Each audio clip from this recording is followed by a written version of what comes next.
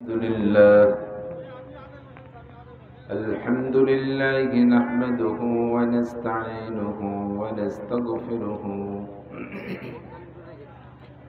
ونؤمن به ونتوكل عليه ونعوذ بالله من شرور أنفسنا وسيئات أعمالنا من يهد الله فهو المهتد ومن يضلل فلن تجد له وليا مرشدا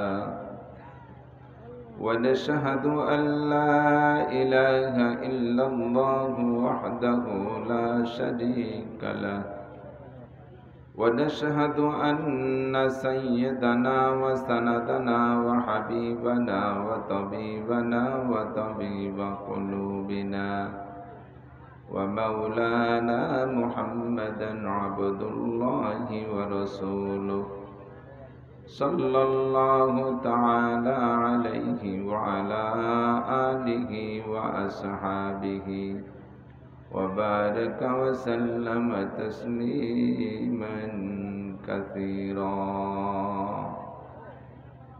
أما بعد فأعوذ بالله من الشيطان الرجيم بسم الله الرحمن الرحيم يا أيها الذين آمنوا اتقوا الله حق تقاته ولا تموتن إلا وأنتم مسلمون وقال محمد رسول الله صلى الله عليه وسلم لا يؤمن أحدكم حتى يكون هواه تبعا لما جئت به ثم قال النبي صلى الله عليه وسلم المرء مع من أحبه وقال النبي صلى الله عليه وسلم من تشبه بقوم فهو منهم أو كما قال عليه الصلاة والسلام سبحانك لا علم لنا إلا ما علمتنا إنك أنت العليم الحكيم جزى الله عنا محمدا ما هو أهله سبحان الله بحمده سبحان الله العظيم رب اشرح لي صدري ويسر لي أمري واحلل عقدة من لساني يفقه قولي رب زدني علما اللهم أرنا الحق حقا وارزقنا اتباعه وأرنا الباطل باطلا وارزقنا اجتنابه সকলে বলি আমিন। মোহাব্বতের সাথে নবী পাকের শানে একটু দুরূদ ইব্রাহিমি পড়ে নিই, আল্লাহর রহমত 10 গুণ বেড়ে যাবে। اللهم صل على محمد وعلى آل محمد كما صليت على إبراهيم وعلى آل إبراهيم إنك حميد مجيد اللهم بارك على محمد وعلى آل محمد كما باركت على إبراهيم وعلى آل إبراهيم إنك حميد مجيد ঐতিহ্যবাহী উজিরপুর আব্দুল হক ফকির জান্নাতুল উলুম হাফেজিয়া মাদ্রাসা এতিমখানা উজিরপুর সালতা ফরিদপুর। আজ 14 অক্টোবর 2020 সাল। মাহফিলের সম্মানিত সভাপতি মাগরিবের পর থেকে নিয়ে ধারাবাহিক বয়ান করেছেন আমাদের ফরিদপুরের উজ্জ্বল নক্ষত্র দুইজন বড় মাপের আলেম হজরতুল আল্লাম হজরত মৌলানা মকসুদুল হক সাহেব মুহাদ্দিস গহরডাঙ্গা মাদ্রাসা, আমাদের দিলবাড়িয়ার হুজুর হজরত মৌলানা ওহিদুজ্জামান সাহেব মাদ্দাজিল্লাহুল আলী। আল্লাহ পাক তাদের জবানের বরকত দিয়েছেন, অনেক সুন্দর সুন্দর কথা বলেছে, আরও তাদের জবানের বরকত বাড়াই দিক। আমাদের ফরিদপুরের মাটির গৌরব, ফরিদপুরের মাটির অহংকার। যদিও আমরা গোপালগঞ্জ ভিন্ন ভাগ হয়ে গেছি, তারপরেও বৃহত্তর ফরিদপুরের অংশ আমরা গোপালগঞ্জ। আল্লাহর ফজলে ফরিদপুরে সব দিকের সব কিছুই আছে, ভালো বললেও আছে, মন্দ বললেও আছে, কোনো তার অভাব নেই। আল্লাহ তো মন্দর সাইড থাক, অধিক বলবো না, ভালোর দিকে হাজী শরিয়াতুল্লাহ রহমাতুল্লাহ আলাইহি ফরিদপুরের সন্তান, শামসুল হক ফরিদপুরি ফরিদপুরের সন্তান, বাহিদদের হুজুর হজরত মৌলানা আব্দুল আজিজ সাহেব রহমাতুল্লাহ আলাইহি ফরিদপুরের সন্তান, পুড্ডর পীর সাহেবরা ছিলেন ফরিদপুরের সন্তান, বর্তমানে নগদেও আছেন পুড্ডর হুজুর, বাহিদদের হুজুর মৌলানা মুফতি আব্দুল গফ্ফার সাহেব হুজুর, মুফতি কি বলা হয় ইসমাতুল্লাহ কাসেমি, মৌলানা লিয়াকত আলী ভাই, এরপরে আমাদের মৌলানা মকসুদুল্লাহ সাহেব, মৌলানা ওহিদুজ্জামান সাহেব, মিজানুর রহমান ফরিদি, শফিক সাহেব রাজাপুরি, এরপরে হিয়া মাহমুদ সাহেব, হিলাল উদ্দিন সাহেব, সব আমাদের ফরিদপুরের সন্তান। একটু আলহামদুলিল্লাহ পড়েন। যে দেশে এত উলামাই কেরাম থাকে আল্লাহর ফজলে, ওই দেশে উলামাই কেরামের একটা সহবতের বদৌলতে ওই এলাকার পাবলিকরাও মোটামুটি মৌলবী হয়ে যায়। আমার অভিজ্ঞতার আলোকেই বলতেছি যে এই সমস্ত উলামাই কেরামদের সাথে যারা এতদিন বেঁচে আছেন বা আছেন, আমি বাংলাদেশের অনেক এলাকায় গিয়েছি, অনেক অনেক এলাকার মাদ্রাসায় পড়া মোটামুটি আলেমদের চাইতে আপনাদের এই এলাকার সাধারণ পাবলিকে অনেক বেশি জানে। এবং আর একটাও নিউ খবর দেই, আমাদের ফরিদপুর গোপালগঞ্জের এক অংশের একটা মাদ্রাসায় গিয়েছিলাম, মাদ্রাসাটা কোটালীপাড়ার ভিতরে হিরণ গ্রাম, অনেক বড় একটা গ্রাম, অনেক বড়। কইলে হিরণ কইলে চিনবেন না, তার চাইতে সহজে চেনার ব্যবস্থা হলো মুফতি হান্নান, আব্দুল হান্নান সাহেবের গ্রাম। মুফতি হান্নানের নাম শুনছেন? মুফতি হান্নানের গ্রাম। ওনার ওখানে মাহফিলে গিয়েছি, সে সময় উনি ছিল না, কোথায় আছে তা জানি না। তো ওনার বড় ভাই মাহফিলে এলান দিচ্ছেন, আমার নাম ঘোষণা দেওয়ার আগে বলতেছেন মাহফিলে লোক এর চাইতে উপস্থিত আপনারা যারা আছেন 10 গুণ হবে, 10 গুণ হবে।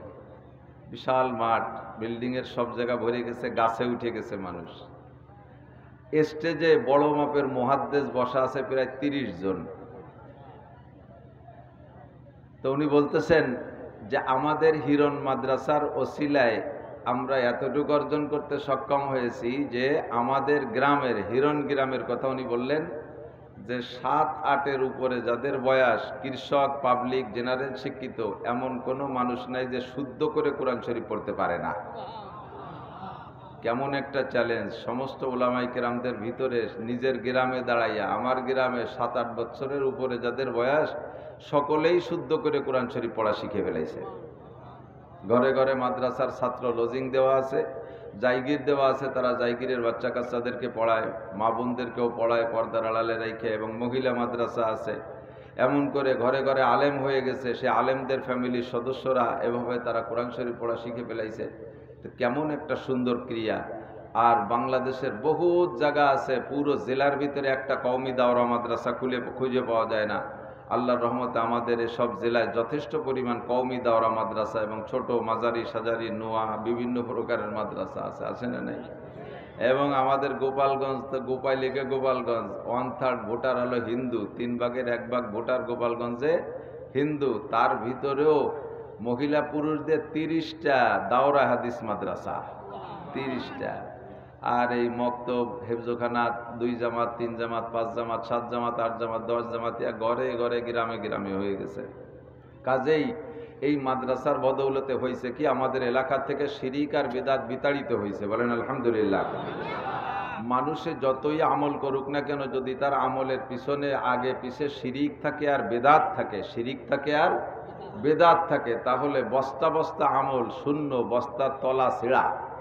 আমি উদাহরণে বলে থাকি, আপনি বস্তা ভরে গম রাখলেন, ধান রাখলেন, কিন্তু বস্তার তলায় যদি সেলাই না থাকে, তো বস্তার কান ধরে টানি উঠলি বেড়া, বস্তার মধ্যে কিছু থাকবে? খালি বস্তা চলে আসবে না? এই জন্য বস্তার ভিতরে রাখতে হলে আগে বস্তার তলায় সেলাই দিতে হবে। হিন্দু, বৌদ্ধ, খ্রিস্টানরাও যথেষ্ট ভালো কাজ করে, অনেক ভালো কাজ করে, দান করা ভালো কাজ। এবার করোনার সিজনে, এই করোনার যে বতর, ভালো ঘনবতর যে সময়, এখন তো করোনা লজ্জায় কি দিয়ে কি করবে টের পাচ্ছে না।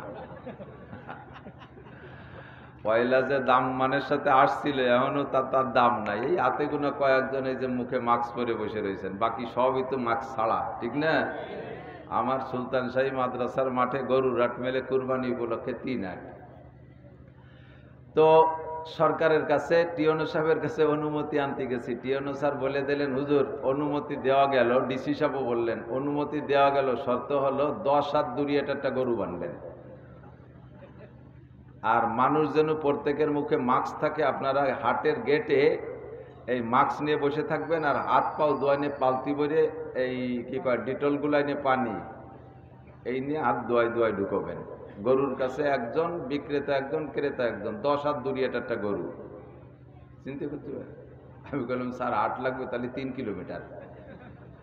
আমার মাদ্রাসার মাঠে আছে 1.5 একর জায়গা, ওইটুকির মধ্যে 8 মিলেব, গরু আসবে 2000, আমি 10 হাত দূরে একটা বানবো কি রে? কয় তাহলে বাদ দেন।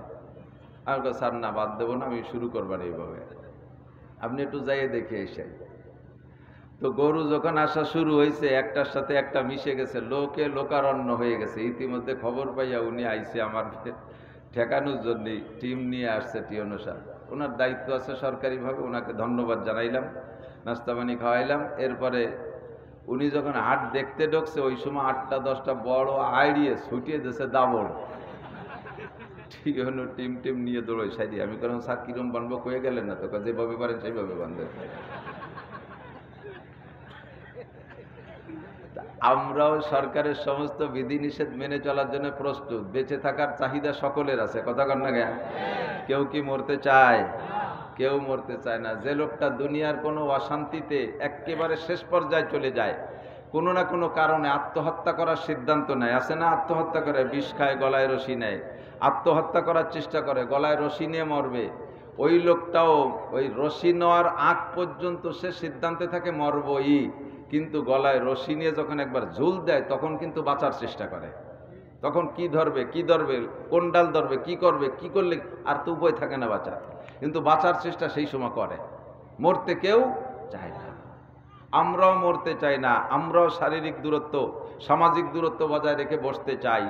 আল্লাহ আমাদের সবাইকে সুস্থ রাখুক। তবে শুরু থেকে এ পর্যন্ত ঘন ঘন গায়ে গায়ে মিশেই নামাজ কালাম পড়েছি মসজিদে। আল্লাহর রহমতে মাদ্রাসার ছেলে পেলে নিয়ে একেবারে 1 প্লেটের ভিতরে 3-4 জন খানা দানা খাইছি। এখনও সুস্থ আছি, মনে প্রাণে 100% বিশ্বাস যে ইনশাআল্লাহ সুস্থ থাকবো। কমপক্ষে এই বদনামে মরবো না ইনশাআল্লাহ, ঠিক না? রোগ তো না, বদনাম। এই বদনামে যেন না মরি। এমন বদনাম আতঙ্ক লাগাই দিলে শেষে বউ বাচ্চা সব সরে চলে যায়। দেখি যে চামচির পাশায় 5-7 বাঁশ একখান বাঁধতে দূরিতে বাঁধতেছে, বউতি স্বামীরে যত্ন করতেছে, চামচির পাশায় বাঁশ বাঁধ দিয়ে, তাল পাকা এরম একখান নিয়ে এর পাশে 6 হাত লাঠি বাঁধ দিয়ে তাই দিয়ে বাতাস দিচ্ছে, দূরিতে করুণাঠে আসছে। আল্লাহ এমন করে যাদেরকে বেশি যত্ন করছে, ওইগুলো মরিয়ে সাফ হয়ে গেছে। আল্লাহ আমাদেরকে বাঁচায় রাখছে, ইনশাল্লাহ বেঁচে থাকবো, বলেন আমিন। আল্লাহ তো এই 8 মাস পর্যন্ত বাধা বিপত্তির পরে মানুষের ভিতরে ওয়াজ শোনার একটা জোয়ার উঠে গেছে। কবে খুলবে, পাগল হয়ে গেছে। ইতিমধ্যে সর্বপ্রথম আপনাদের এলাকায় প্রথম মাহফিল, যথেষ্ট উপস্থিতি, প্রাণ খুলে দোয়া করব। আজকে এখান থেকে দোয়া করব যেন আল্লাহ আমাদেরও সুস্থ রাখে, বাংলাদেশকে সুস্থ রাখে, সরকারকে সুস্থ রাখে, বাংলাদেশ থেকে এই বদনামটাকে আল্লাহ তাআলা তাড়াতাড়ি দূরীভূত করে দেয়। আর যে তদবিরের দ্বারা এই রোগ থেকে এই রোগ সহ আরো হাজারো বালা মুসিবত থেকে বাঁচা যায়, ওই চিকিৎসাটা এখানে হয়। কথা বলেন, ওই চিকিৎসাটা এখানে হয়। আর এই চিকিৎসালয় এরকম যদি হসপিটাল খোলার ব্যবস্থা না থাকে, তাহলে আমরা এই সমস্ত বালা মুসিবত থেকে কিভাবে নাজাত পাবো? সরকারও জানে, আমরাও সবাই জানি। কি বলে, সমস্ত বালা মুসিবত দূর করার জন্য তওবা লাগবে আর দোয়া লাগবে। বলেন তওবা লাগবে, দোয়া লাগবে। আমি মাননীয় ধর্ম প্রতিমন্ত্রী বেঁচে থাকাকালে আমি ওনাকে বলেছিলাম, চাচা যান, আমার চাচা হয়, আমি বলছিলাম চাচা যত সিদ্ধান্ত আপনারা সরকারিভাবে নিচ্ছেন সমস্ত সিদ্ধান্তকে শ্রদ্ধা জানাই, তবে এই যে বালা মুসিবত যা দেখতেছেন এটা কি জন্য আসছে বলতে পারেন? কয় যে বাবা তুমি কও। আমি বললাম বেমা কাসাবাত আইদিন নাস, এটা মানুষের হাতের কামাই। বলেন মানুষের হাতের কামাই। মাওলানা মাকসুদ সাহেব বলেছেন বেমা কাসাবাত আইদিন নাস, মানুষের হাতের কামাই। জলোচ্ছ্বাস, টর্নেড, সাইক্লোন, ঘূর্ণিঝড়, ভূমিকম্প, ভূধস, অগ্নিবৃষ্টি, অনাবৃষ্টি, অতিবৃষ্টি, তারপরে বুলবুল, নার্গিস, আইলা, ফানি মানি যা আছে, এরপরে করোনা, এরপরে আরো মরোনা, কি কি যেন আসতেছে, এই সবগুলো আগে দেখি নেই, নতুন নতুন করে আসতেছে। কেন আসে? আল্লাহ পাক নিজেই বলেন যাহারাল ফাসাদু ফিল বাররি ওয়াল বাহরি বিমা কাসাবাত আইদিন নাস, জলে এবং স্থলে যত আযাব আর গজব আর বালা আর মুসিবত দেখো, এই সবগুলো বিমা কাসাবাত আইদিন নাস, মানুষের কর্মফল, হাতের কামাই। কথা বলেন, মানুষের হাতের কামাই। মানুষ যদি ভালো হইয়া যায়, আল্লাহ পাক রব্বুল আলামিন নিজেই ওয়াদা করেছেন ওয়ালাউ আন্না আহলাল কুরা আমানু ওয়াত্তাকাউ, ওয়ালাউ আন্না আহলাল কুরা আমানু ওয়াত্তাকাউ লাফাতাহনা আলাইহিম বারাকাতিম মিনাস সামাই ওয়াল আরদ ওয়ালাকিন কাযযাবু ফাআখাযনাহুম বিমা কানু ইয়াকসিবুন।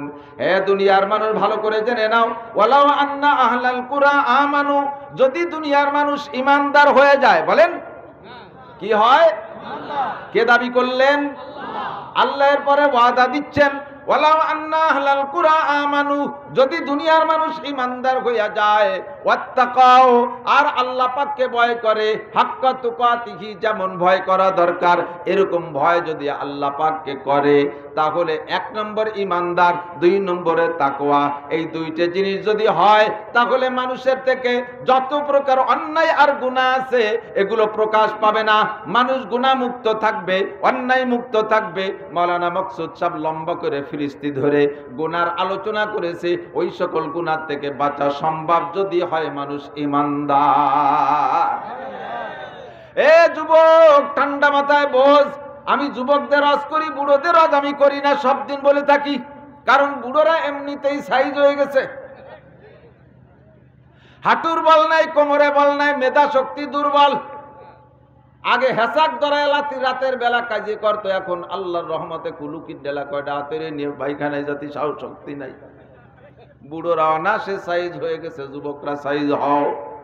তুমি যদি ইমানদার হও, ইমানদার মানে আল্লাহ বিশ্বাসী, জোরে বলি আল্লাহ আছে।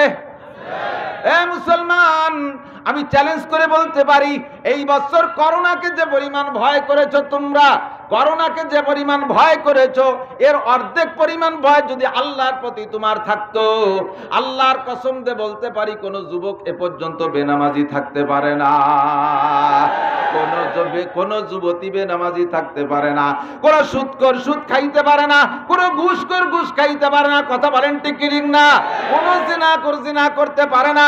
করোনাকে যে পরিমাণ ভয় করেছো, ওই পরিমাণ ভয় যদি আল্লাহকে করতে, ও দোস্ত, করোনায় তোমাকে সাময়িক ক্ষতি করবে, হয়তো দুনিয়ার হায়াতের আশা করতে 70 বছর, তাই তুমি 10 বছর হায়াত থাকতে তুমি মারা গেছো এমন তোমার মনে হয়। 60 বছর বয়সে করোনায় আক্রান্ত হয়ে তুমি মারা গেছো, তোমার মনে টাকা যাচ্ছিল যে বাপ মারা গেছে 70 বছরে, আমি তো 70 বছর হায়াত পাবো, তাই 10 বছর কমে গেল করোনার কারণে। দুনিয়ায় করোনার কারণে তোমার 10 বছরের হায়াত মাইনাস হয়ে গেছে বলে তুমি মনে করো, অর্থাৎ তোমার 10 বছরের লস হয়েছে করোনার কারণে।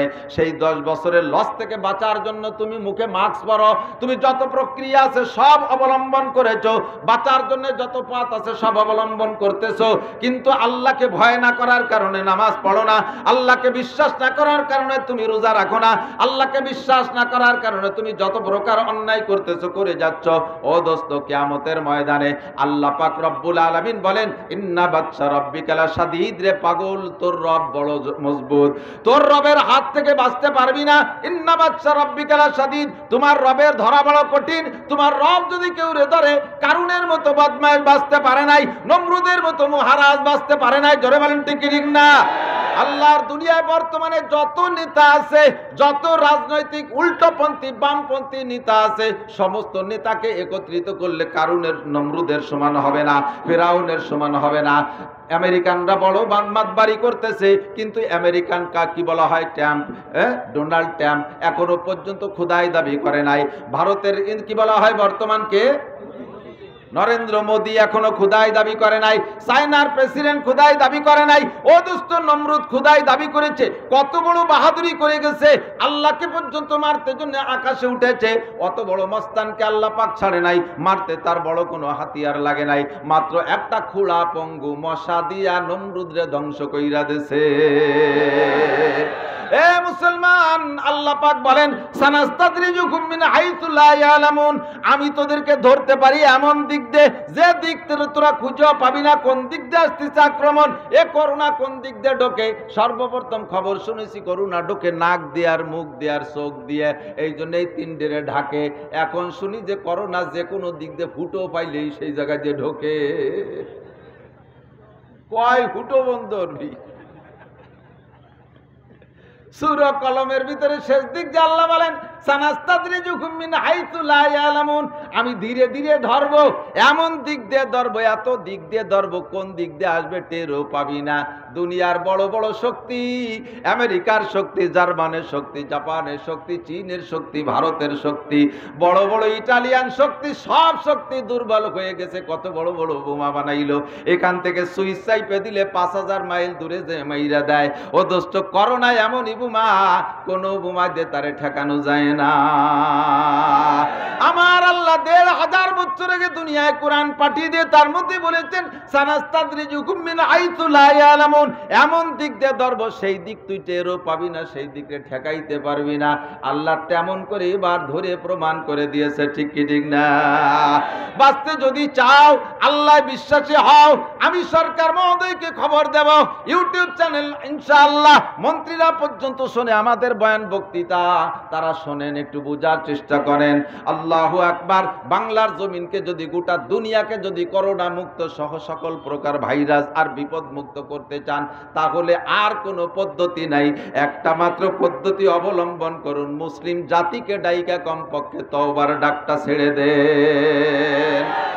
এ গুনাহগার, তওবা কর, তওবা কর, এক্ষুনি তওবা কর। তুবু ইলাল্লাহি তাওবাতান নাসুহা, তুবু ইলাল্লাহি জামিআ, একত্রিত হয়ে তওবা কর, খালেস তওবা কর। সুদ করে এখনই জবানকে দাঁত মাইজে ফেলা, জম্মের মতো তওবা করা। সুদে কারবারের কাছে যাইস না। এ ঘুষ করে এক্ষুনি তওবা কর, তোর কারণে খোদার গজব আসতেছে। দাইয়ে পাইয়া বুড়ির পাছায় হাত, গ্রামেরটা বাংলায় কয় দাইয়ে পাইয়া বুড়ির পাছায় হাত। কোন জায়গা দোষ নাই, কয় কি এই বুড়ি এই কাম করছে। যত দোষ নন্দ ঘোষ, যত আলাই বালাই ঢুকছে সব মসজিদ আর মাদ্রাসার মধ্যে। কথা বলেন ঠিক কি না? মসজিদ খালি কর, মাদ্রাসা খালি কর। ওরে যারা তওবা শিক্ষা দেয়, যারা কান্নাকাটি করে, রাতের বেলা শেষ রাত্রি, শীতের রাত্রে ওইটা ছোট্ট ছোট্ট পোলাপান গুলো অজু বানাইয়া, ওলামায়ে কেরাম অজু গোসল যা কিছু দরকার হয় ওইটা অজু গোসল কইরা 4 রাকাত তাহাজ্জুদ পড়ে রব্বুল আলামিনের কাছে দোয়া করে। কোন আলেম একা নিজের জন্য দোয়া করে না, আমিও তো দোয়া করি, দোস্তরে দোয়া করি, আল্লাহ আমার গুনাহ তুমি মাফ কইরা দাও, আমার আব্বা আমার গুনাহ মাফ করো, দাদা দাদির গুনাহ মাফ করো, নানা নানির গুনাহ মাফ করো, আমার উস্তাদদের গুনাহ মাফ করো, আত্মীয়দের গুনাহ মাফ কইরা দাও। আল্লাহ গোটা দুনিয়ার মুসলমানদের গুনাহ মাফ করে দাও, বাংলার মুসলমানদের গুনাহ মাফ করে দাও। আমার নেতা নেত্রীরা বুঝতেছে না, উল্টো পাল্টা কথা বলতেছে, রব্বুল আলামিন তাদের গুনাহ তুমি মাফ কইরা দাও। আর গুনাহ মাফ যতক্ষণ না হবে অতক্ষণ পর্যন্ত গজব মুক্ত হতে পারবে না। তোমরা নিজেরা দোয়া করতে সময় পাও না, মুনাজাত করতে সময় পাও না, আর দোয়া মুনাজাতে কিছু হয় বলে তোমরা বিশ্বাসও করো না। ও দোস্ত, ভালো করে জেনে নাও, একমাত্র দোয়া ছাড়া আর মুনাজাত ছাড়া, তওবা ছাড়া উপায় নাই, ঠিক কি ঠিক না? যারা দোয়া করে, মুনাজাত করে, দাইয়ে পেয়ে তাদের পাছায় হাত দিয়েছো, তাদেরকে বন্ধ করেছো, মসজিদ খালি করেছো। শুরু হইছে মক্কা থেকে, মক্কাওয়ালাদের বুদ্ধি দিছে, কাবা ঘর খালি করে দিছে। মদিনাওয়ালাদের বুদ্ধি দিছে, মদিনার মসজিদে নববী খালি করে দিছে। ওরে মসজিদে নববীতে নামাজ নাই, হেরেম শরীফে নামাজ নাই, সৌদি আরবের মসজিদগুলো বন্ধ করে দিয়েছে। সেই এই দেখা থেকে গোটা দুনিয়ার মুসলমানরা, রাজনৈতিক নেতারা যার যার দেশের মসজিদ মাদ্রাসা বন্ধ করে দিয়েছে, উপায় যখন পায় নাই, অবশেষে সিদ্ধান্ত নিয়েছে, ঠিক আছে মসজিদ মাদ্রাসা খুলে দাও, মসজিদের ভিতরে 10-12 জন করে নামাজ পড়ো। যখন থেকে মাদ্রাসা খুইলা দিয়েছে, উলামায়ে কিরাম তুলাবায়ে আজমের দুয়ার ওসিলায় প্রত্যেক দিন আক্রান্তের সংখ্যা কমা শুরু করে দিয়েছে।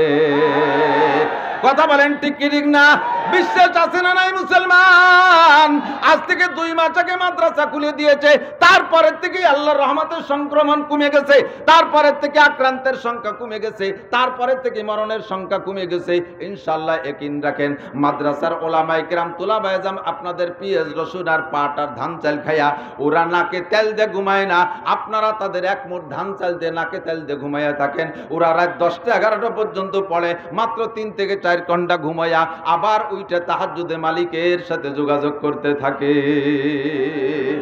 আমি অনুরোধ করব সরকার মহোদয়কে মাহফিলগুলোকে খোলা রাখার জন্য, মাদ্রাসাগুলোকে খোলা রাখার জন্য, মসজিদকে খোলা রাখার জন্য। যে জায়গাতে দোয়া করলে দোয়া কবুল হয়, কথা বলেন ঠিক ঠিক না? আহাব্বুল বিলাদে ইলাল্লাহি মাসাজিদুহা, নবী পাক বলেছেন সংসদ ভবন সবচাইতে দামি জায়গা, তা নবী বলেন নাই। ওরে স্কুল কলেজ ইউনিভার্সিটি সবচেয়ে দামি জায়গা, তা বলেন নাই। নবী বলেছেন আহাব্বুল বিলাদে ইলাল্লাহি মাসাজিদুহা, শহরের মধ্যে সবচাইতে উত্তম জায়গা হলো মসজিদগুলো।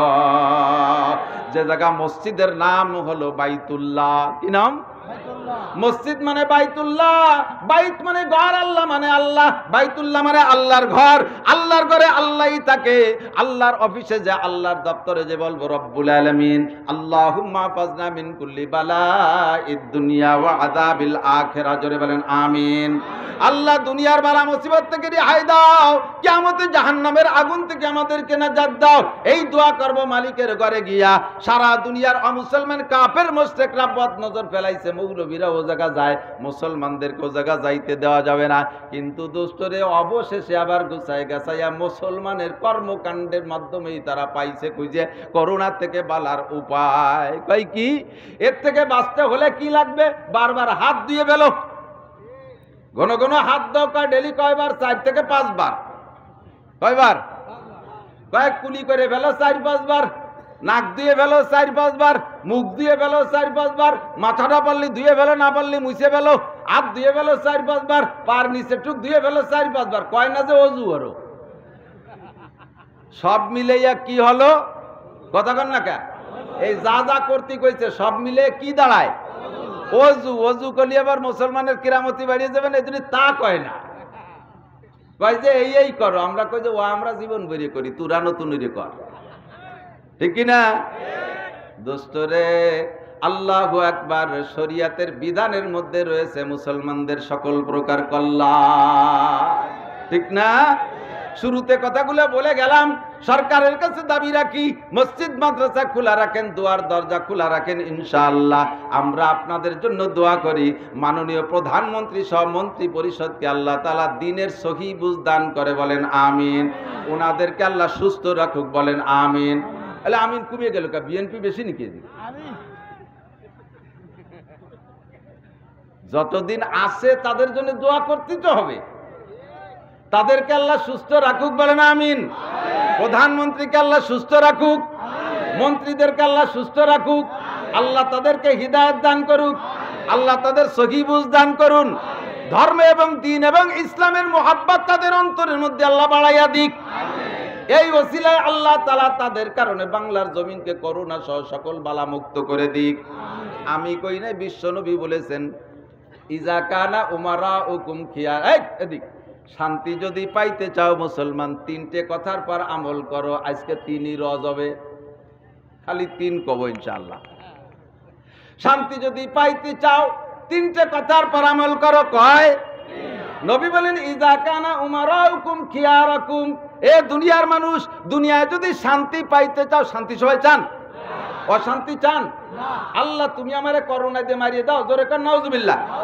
এ মূর্তি কেউ চায়? আল্লাহ পিএস গুলো চাঙ্গির পর পচায় দাও, দাম বাড়িয়ে যাক। গতবার যেমন পচাইয়ে দাম বাড়াইছে, ওই দাম বাড়ানোর দাম আছে নাকি? 500 মনের তে টেকছে 10 মন, যত দাম বাড়ুক ওই 500 মনের ঘাটতি পূরণ করতে পারবে না। অশান্তি কেউ চায় না। নবী বলেন শান্তি যদি পাইতে চাও 3 কথার পর আমল করো। 1 নম্বরে ইজা কানা উমারাউকুম খিয়ারাকুম, যখন তোমাদের নেতারা হবে ভালো মানুষ, প্রধানমন্ত্রী ভালো, প্রেসিডেন্ট ভালো, স্বরাষ্ট্রমন্ত্রী ভালো, পররাষ্ট্রমন্ত্রী ভালো, শিক্ষামন্ত্রী ভালো, এ মন্ত্রী ভালো, ত্রাণমন্ত্রী ভালো, করুণ মন্ত্রী ভালো, সব মন্ত্রীরা যদি ভালো হয়, এমপি যদি ভালো হয়, চেয়ারম্যান যদি ভালো হয়, উপজেলা চেয়ারম্যান যদি ভালো হয়, আল্লাহর নবী বলেন ফাজাহারুল আরদে খায়রুম মিন বাতনিহা, তখন তোমাদের জন্য জমিনের নিচের থেকে উপরিভাগ উত্তম। মরার চাইতে বেঁচে থাকার মধ্যে তোমাদের শান্তি। এ মরলে কে জান্নাতে যাব আর জাহান্নামে যাব জানা আছে? মনে মনে যতই মন করা খাও না কেন চাচা, মরার পরই জান্নাতে যাবে এমন ওয়ারেন্টি গ্যারান্টি এর কাছে নাই। আমার খবর আমি জানি, সাহেবুল বাইতে আদ্রা বিমা ফিহে, ঘরওয়ালা জানে ঘরের মধ্যে কি আছে। আমি নাসিরকে বিশাল বড় করে প্রমাণ কি বলা হয় একেবারে স্লোগান দিয়ে স্টেজে উঠাইতেছেন, প্রধান অতিথি, প্রধান কি বলা হয় প্রধান বক্তা কইতে কইতে প্রধানমন্ত্রীও কই ফেলাই দেয় অনেক সময় গল্প এইভাবে কইতে কইতে। এত সম্মান, আমার সম্মানের সাথে স্টেজে বসাইছেন, কিন্তু আমার আভ্যন্তরীণ যে দোষ আছে এটা আমি জানি, আপনাদের কাছে আমি ব্যক্ত করব না কোনোদিনও, এটা আমি জানি আর আল্লাহ জানে। কথা বলেন ঠিক কি না? এনি ম্যান এভরিবডি, সাবালেক থেকে নিয়ে পর্যন্ত যাদের বয়স হয়েছে এখানে বসা আছেন, সাবালেক থেকে নিয়ে পর্যন্ত বয়স হয়েছে, প্রত্যেকটা মানুষের ভিতরে এমন এমন দোষ গোপনে রয়েছে যেই দোষগুলো দুনিয়ায় কাহারও কাছে ব্যক্ত করা যায় না। কতক্ষণ ঠিক না? একেবারে 100তে 100, এ জায়গা কোনো মাইনাস নাই, কোনো পার্সেন্ট বাদ নাই। প্রত্যেকটা মানুষ সাবালেক থেকে নাবালেকের কোনো মাসালা নাই, সাবালেক থেকে বড় পর্যন্ত যারা যে দোষে দোষী আছি প্রত্যেকেই জানি। আল্লাহু আকবার, সাহেবুল বাইতে আদ্রা বিমা ফিহে, প্রত্যেকে যার যার খবর জানি। আমার নেতাগো তারা কে কোন হালাতে আছে ভালো করে জানি, তাদের খবর তারা জানে, তবে তাদেরকে আমরা দোষ দেব না। আল্লাহর নবী বলেন নেতারা যখন ভালো হয়, নেতা যদি নামাজি হয়, নেতা যদি রোজাদার হয়, নেতা যদি পর্দাওয়ালা হয়, নেতা যদি ঘুষমুক্ত হয়, নেতা যদি দুর্নীতিমুক্ত হয়, নেতারা যদি চাকরি দিয়ে ঘুষের টাকা না নেয়, ইদানিং কালে ঘুষ দিয়ে দিয়ে চাকরি নেওয়া লাগতেছে কি লাগে না? পুলিশের চাকরির দাম হয়েছে 10 লাখ টাকা, 10 লাখ টাকা দিয়ে সিপাহিতে চাকরি নেওয়া লাগে, যত র্যাঙ্ক বেশি নেবেন তত বেশি টাকা দেওয়া লাগে। এই টাকা কি জানায়? জিব্রাইল এসে নিয়ে যায়। হ্যাঁ, জিব্রাইল আলাইহিস সালাম আসে, মিকাইল, ইসরাফিল, কোন ফিল? আবাবিল ফিল, তৈরান আবাবিল তারমিহিম আসহাবিল ফিল। কে নেয়? যে নেয় সে নেয়, ঠিক না? করোনার চাল চুরি করছে মাদ্রাসার হুজুর, কথা কন না কে? তবলিগ জামাতের আমির সাহেব, চরমুনার পীর সাহেব, দেওবন্দের মুহাদ্দিস সাহেব, মদিনার মসজিদের ইমাম সাহেব, কেউ না কেউ চুরি করছে কি করে নাই? সরকারকে ধন্যবাদ জানাই, মাননীয় প্রধানমন্ত্রী এগুলো সবগুলোকে ওপেন করে দিয়েছে। চাইল চোর বলে বুকের উপরে একটা সাইনবোর্ডটা নাই ফেসবুকে দিয়ে দিয়েছে, দিয়েছে কি দেয় নাই? আল্লাহু আকবার। এগুলো যদি ভালো হয়ে যায়, আল্লাহর নবী বলেন ইজা কানা উমারাকুম কিয়ারাকুম, এ মৌলবীরে দোষ দিয়ে লাভ নাই, যত দোষ রন্দকশ মৌলবীর কোনো দোষ দিস না, নিজের দোষের দিকে নিজে তাকা, ইস্তাফতি কল বাক্তর দিকে তুই তাকা। দেশের নেতারা যদি ভালো হইয়া যাও, 1 নম্বর ওয়া আগনিয়াকুম সুমুহাকুম, যখন তোমাদের নেতারা হবে ভালো মানুষ, 2 নম্বরে তোমাদের ধনবান মানুষগুলো যখন দান করবে, খয়রাত করবে, সদকা করবে, দান করবে, কথা বলেন, যখন তোমাদের ধনীরা দান করবে, আর সদকা তু তারুদ্দুল বালা, সদকা আর দানের ওসিলায় আল্লাহ পাক বালাকে দূর কইরা দেয়। এ মুসলমান, ধনীরা যদি কৃপণ হয় পরবর্তীতে আসে, ইজাকা ওয়াগনিয়াকুম সুমুহাকুম, ধনী লোকরা যদি দানবীর হয়, দানশীল হয়, ওয়া উমুরুকুম শুরা বাইনাকুম, তোমাদের প্রত্যেকটা কাজ সংসার থেকে সংসদ পর্যন্ত সব কাজ, দুনিয়ার কাজ আর দিনের কাজ, প্রত্যেকটা কাজ যদি পরামর্শ সাপেক্ষে হয়, পরামর্শ সাপেক্ষে হয়, দিনের কাজও পরামর্শ করে করবেন, দুনিয়ার কাজও পরামর্শ করে করবেন, ফ্যামিলির সদস্যদেরকে নিয়ে পরামর্শ করবেন। আপনি ফ্যামিলির নেতা, আপনি গার্জিয়ান আছেন, আপনার একটা ভেটো পাওয়ার আছে, আমি বাপ, আমি কামাই করি, যেভাবে পারি সেভাবে খরচ করব না, তাতে ছেলে মেয়েদের সাথে সুসম্পর্ক থাকবে না, স্ত্রীর সাথে বনিবনাত থাকবে না। প্রত্যেকদিন সকালবেলা হোক বা সাপ্তাহিকভাবে হোক একটা পরামর্শ করে কাজ করবেন, দেখবেন ওই সংসারের ভিতরে কোনোদিন অশান্তি আসবে না। যখনই পরামর্শ ছাড়া একক সিদ্ধান্তে কোনো কাম করবেন, তখনই দেখবেন অশান্তি আসছে, কেউ না কেউ বিরোধিতা করবে, বাধা সৃষ্টি করবে, গ্যাঞ্জামের সৃষ্টি করবে। বাস্তব দেখায় ছেড়ে দেই দোস্ত, আজকে দুনিয়ায় যতদিন দাওয়াত ও তাবলীগের মতো এত সুন্দর একটা কাজ সারা দুনিয়াব্যাপী কাজ করতেছিল, কথা কোন ঠিক না? হযরত মাওলানা ইউসুফ সাহেব রহমাতুল্লাহ আলাইহি পর্যন্ত সারা পৃথিবীর একজন আমির নিযুক্ত হইতো। ইলিয়াস রহমাতুল্লাহ আলাইহি আমির, জাকারিয়া রহমাতুল্লাহ আলাইহি আমির, আস্তে আস্তে আখিরি হযরত মাওলানা ইউসুফ সাহেব রহমাতুল্লাহ আলাইহি সারা পৃথিবীর তাবলীগের আমির। রাইবান কি বলা হয়, পাকিস্তান ভারতের দিল্লি নিজামউদ্দিন মার্কাজে আমির ছিলেন উনি। আমাদের বাংলাদেশে ছিলেন হযরত মাওলানা আব্দুল আজিজ সাহেব রহমাতুল্লাহ লাস্টের আমির। এই আমির মুরব্বীরা চলে যাওয়ার পরে মুরব্বীদের পরামর্শ হলো পরামর্শ সাপেক্ষে তাবলীগের কাজ চলবে। এরপরের থেকে 17 বছর পর্যন্ত বাংলার জমিন এবং গোটা পৃথিবীতে পরামর্শ সাপেক্ষে তাবলীগের কাজ চলছে। আর তাবলীগ গতিশীল হয়ে চলতেছিল, এমন হয়েছে সারা পৃথিবীর কোনো জায়গা নাই যে জায়গা তাবলীগের জামাত ছিল না। আল্লাহর রহমতে প্রত্যেক দিন তাবলীগের মেহনতে 1000 করে কাফের কলেমা পড়ে মুসলমান হইতো।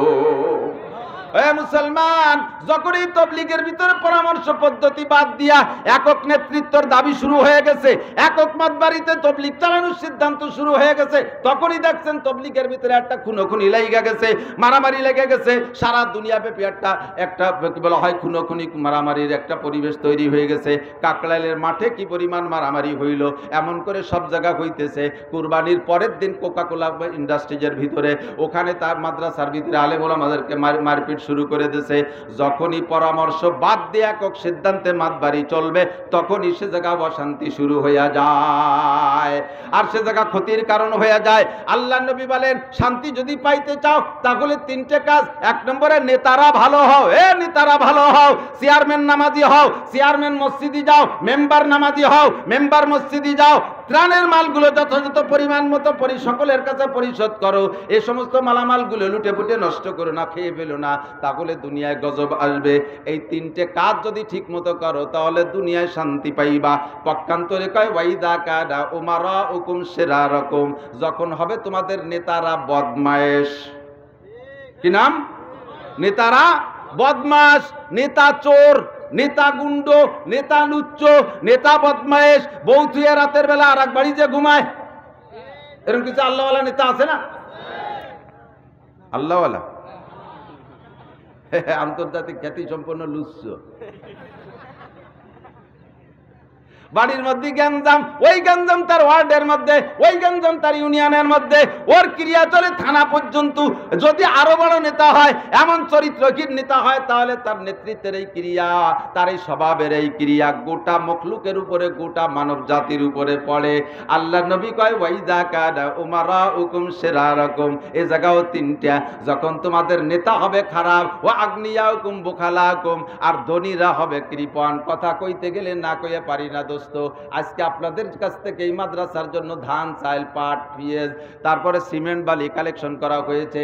যখন আমরা চাই তখন আপনারা দেবেন। আল্লাহ বলেছেন, কি বলা হয়, ও আম্মা সাইলা ফালা তানহার, ও আম্মা সাইলা ফালা তানহার, ও আম্মা সাইলা ফালা তানহার, সূরা আদ-দুহার মধ্যে আছে না নাই? ও আম্মাল ইয়াতীমা ফালা তাকহার, ও আম্মা সাইলা ফালা তানহার, যখন এতিম তোমার কাছে যায় তার ধমক দিয়ে তাড়াই দিও না। ও আম্মা সাইলা ফালা তানহার, যখন তোমার কাছে কোনো অভাবী কেউ কিছু চায় তাকেও তুমি ঝিড়কি দিয়ে ধাক্কা দিয়ে তাড়াই দিও না, খালি হাতে মাহরুম করে ফিরে দিও না। কারণ সম্পদের মালিক তুমি না, সম্পদের মালিক কে? আমরা মাদ্রাসার জন্য চাই, আমার ব্যক্তিগত জরুরতে আমি চাই না। আল্লাহ পাক রব্বুল আলামিন আমার অর্থনৈতিক সচ্ছলতা দিয়েছে, 1 বছর কামাই করলে ইনশাআল্লাহ 10 বছর খাইতে পারি। আল্লাহ পাক এমন ব্যবস্থা করে দিয়েছে। এরপরও সব জায়গায় আমি ভিক্ষা করি, চাই আপনাদের এলাকায় আসলে পিএস পর্যন্ত চাই, গোপনে গোপনে কানে কানে কই, ভাই আমার বোর্ডিংয়ে পিএসের দরকার, কয়টা পিএস দিও। টাকা চাই, পয়সা চাই, কার জন্য চাই? আমার মাদ্রাসায় 150 এতিম আছে। এতিমগুলো যখন আমার কাছে আসে, ওদের অভিভাবক যারা আছে আইসা মাদ্রাসায় যখন ভর্তি করতে আসে, তাদের ভাষা শুনলে কলিজা কাইটে দিতে মনে চায়। হুজুরের মা মারা, এর বাপ মারা গেছে জন্মের আগে, ওর মা ও পেটে থাকতে, ওর জন্মের সময় ডেলিভারির সময় ওর মা মারা গেছে, ওর মা বাপের আগে ওর দাদা দাদি নানা নানি 4 জনই মারা গেছে। আমরা আমরা ওর প্রতিবেশী, ওর আপন বলতে কেউ নাই, আপনার এখানে রেখে গেলাম, সরকারের কোনো জায়গা রাখার এদের ব্যবস্থা নাই। হুজুর কি করবেন না করবেন আপনি বোঝেন। মহিলা পুরুষ দুইটা মাদ্রাসায় প্রায় 150 ছেলে আর মেয়ে আছে এতিম।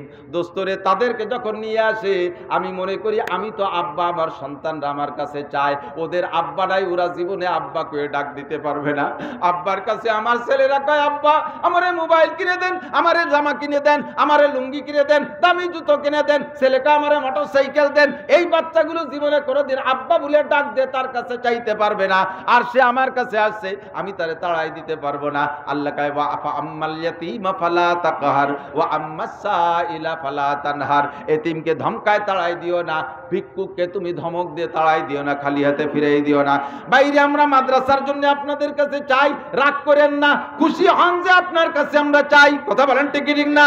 খুশি হন, আপনার কাছে আমরা চাই, চেয়ে নিয়ে মাদ্রাসাগুলো করতেছি। তবে আমার বিশ্বাস, বাংলার জমিনে যে সকল পয়সাওয়ালা কোটিপতিরা এই সময় টাকা পয়সাকে বন্ধ করে রাখছে, করোনা কতদিন চলে আল্লাহ জানে, সেই ভয়তে ওনরা একেবারে মুর্শিবে বৈশা আছে। এই সমস্ত পয়সাওয়ালারা যদি জাকাতের টাকাগুলো বের করে দিত, 40 ভাগের 1 ভাগ জাকাত সঠিকভাবে আদায় করত, আল্লাহর রহমতে আপনাদের কাছে পেঁয়াজ আর পাট আর মুষ্টি চাল আর বাস আর আহিয়ালা বাস আর খুদকুড়ো চা লাগতো না। আল্লাহর রহমতে ওই জাকাতের টাকায় মাদ্রাসা চলে যাইতো। কিন্তু বড় লোকরা দেয় না বিদায়, গজবটা এতদিন লাস্টিং করতেছে, কোনো গজব রে এত লম্বা লাস্টিং করনেওয়ালা দেখি না, ঠিক কিনা? ওরে কলেরা আছে 10-15 দিন পর কলেরা চইলা যায়, বসন্ত আছে 10-15 দিন পর বসন্ত চইলা যায়, যে রোগ আছে 10-15 দিনের বেশি দেখি না।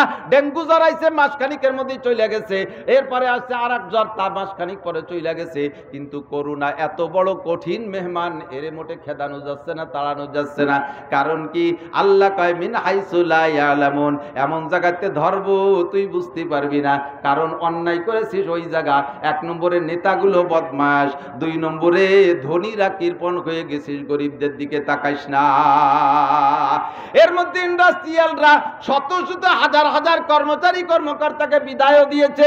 ওরে তারা যাবে কোন জায়গায়? তারা কি করে খাবে? সরকারি কর্মচারী কর্মকর্তারা তারা স্থায়ীভাবে নিয়োগ পেয়ে আছে, তাই তারা আছে।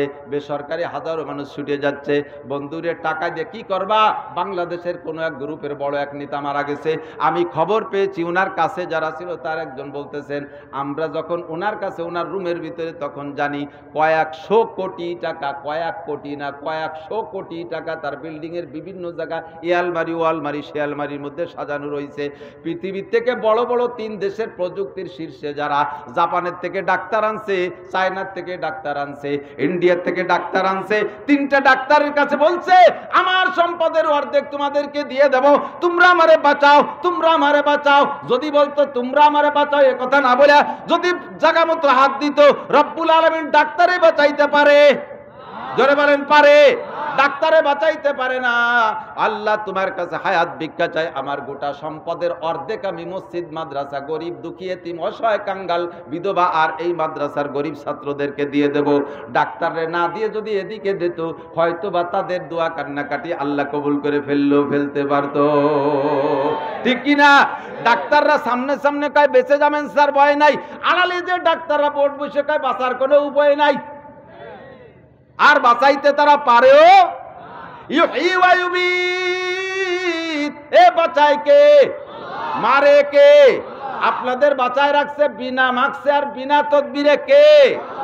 আর 3 তালা মাস্ক পরিও তারপরও মারা লাগছে, সেই মার মারছে কে? মাস্ক কয় তালা? 3 তালা। থুতমায় একটা, মুহি একটা, নাক জড়াইয়ার একটা, মাথায় একটা। ওরে আল্লাহ, এতদিন নামাজ পড়তি টুপি মাথায় দেয়নি, মাঝে মধ্যে একটু ভকি ভকি নামাজ পড়লি, খালি মাথায় নামাজে দাঁড়াইছে, একেবারে বেরেস দাঁড়াইছে, টুপিটা হ্যাঁ না, টুপি ছাড়া নামাজ, টুপি না হলে নামাজ হয় না। মশলাতে টুপি না হলে নামাজ, আরে টুপি তো টুপি লাগে নামাজের জন্যে, টুপি না হলে নামাজ হয় না। আর তুই সেই টুপি বাদ দিলি, ঠিক আছে বাদ দিলি, তো এখন পরো কে? এখন মশারি দিয়ে টুপি বানাইছে, সে টুপির ডক কি কেমন খালোই মাথায় দিতেছে। ভালো ডাটের একটা টুপি পরে মসজিদে গেলি দেখতে কত সুন্দর দেখা যায়, সেই টুপিটা পরতে না। আর এখন তুমি মশারিতে টুপি একটা বানাইছো, একেবারে এরকম খালোইর মতো মাথায় দিতে, দেখতে কেমন দেখা যায়? ওতে বাঁচাইতে পারে? দোয়া করে জায়গা মতো। ওয়াগনিয়াকুম বুখালাকুম, দুনিয়ার ধ্বংসের কারণ ওইরা, এ নেতারা খারাপ। 2 নম্বরে ধনী লোকরা কৃপণ হয়ে গেছে, এর কারণে ক্ষুধার গজব হয়েছে। মৌলবীকে দোষ দিও না, তবলিগওয়ালাকে দোষ দিও না, আমার নামাজি মুসলমানদেরকে দোষ দিও না। এরা যদি বাংলার জমিনে না থাকতো তাহলে বাংলার মুসলমান এত অনিয়ম, এ মরিয়ে যেত পাইকারি দরে। কথা কন ঠিক না? বাঙালিদের চাইতে অনিয়ম কোনো জাতি নাই, ঠিক না? পুলিশই মাস্ক পরতে কয়, কেমন যেন পুলিশের উপকারের জন্য আমারে মাস্ক পরতে করছে। পুলিশ চলে যাওয়ার সাথে সাথে মাস্ক পুলিশ দেখে পকেটেতে টান দিয়ে পরিয়ে ফেলেছে। পুলিশ চলে যাওয়ার পরে কুলিয়ার মাকে, ও পুলিশ মিস কি পারে, ঠিক কিনা?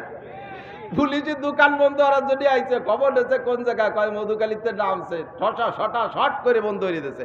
পুলিশ ওই পাশে চলে যাওয়ার পরে শট করে আবার খুলিয়ে দিয়েছে। কেমন যেন পুলিশের উপকারের জন্য দোকান বন্ধ করায় আর পুলিশের উপকারের জন্য দোকান খোলায়, এইগুলো মনে করে। আরে এগুলো তো আমার আপনার উপকারের জন্য তারা চেষ্টা করতেছে, ঠিক না? পুলিশ ভাইরা এই যে জানতোল পরিশ্রম করিয়া এগুলো করতেছে, কেন?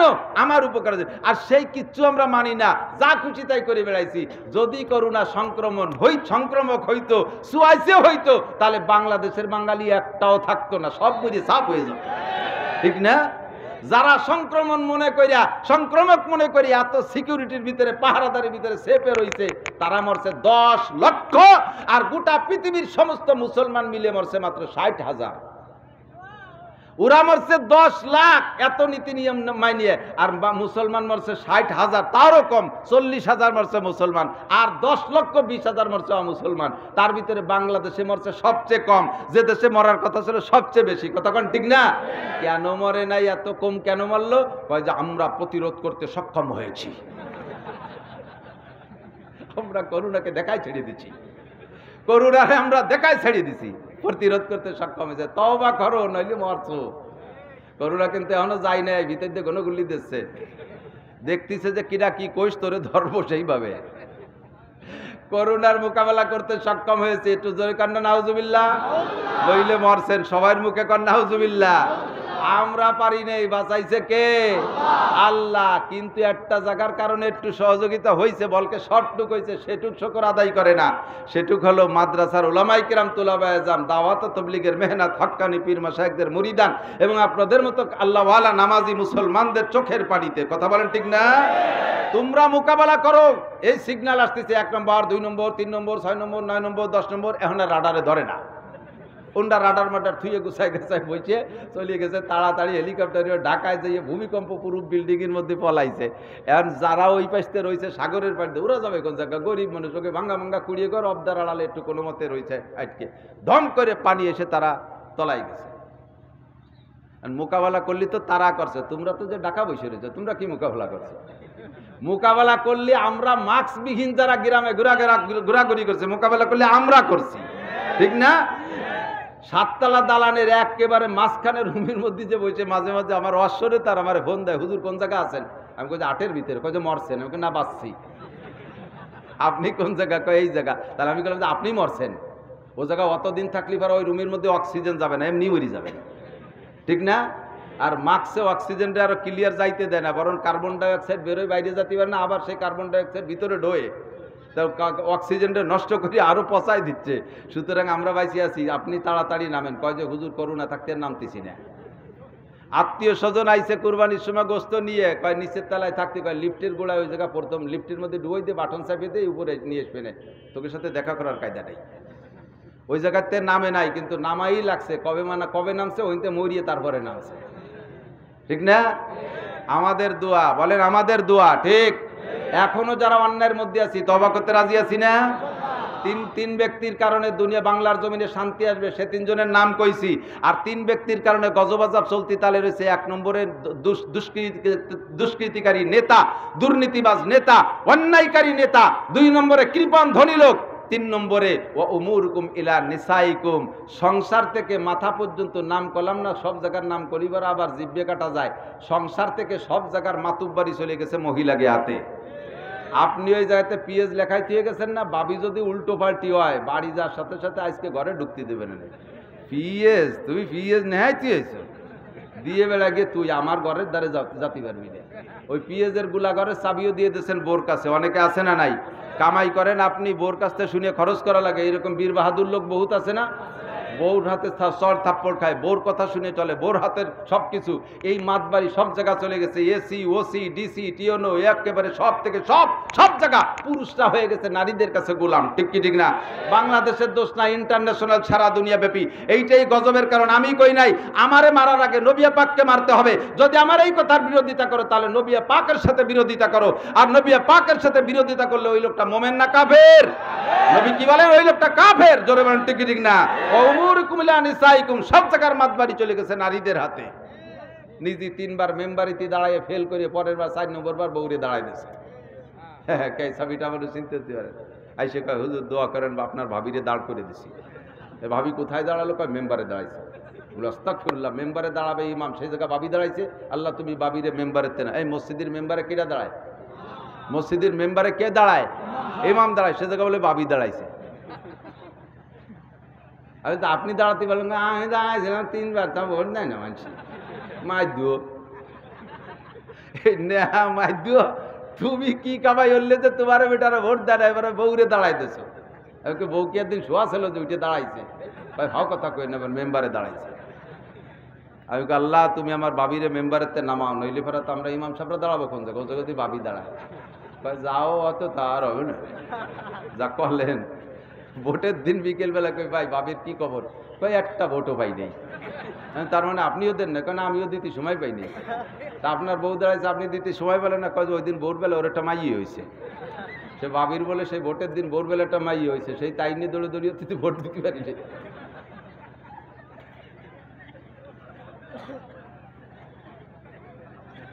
চিন্তা করতে পারে? আল্লাহ কয়, আমি কই না। আমারে বাড়াই লাভ নাই, স্পিকারের বাইরে লাভ কি? স্পিকারের তো কোনো বক্তব্য না। যেটা মন্ত্রণালয় থেকে পাস হয়, প্রধানমন্ত্রীর হুকুম, প্রেসিডেন্টের হুকুম, স্পিকার সেইটাই সার্কুলার দেয়। ঠিক না? আল্লাহ পাক রব্বুল আলামিন প্রেসিডেন্ট, মুহাম্মদুর রাসূলুল্লাহ প্রধানমন্ত্রী, যা আমারে শিখাই দিয়েছে আমি তারই স্পিকার। ঠিক না?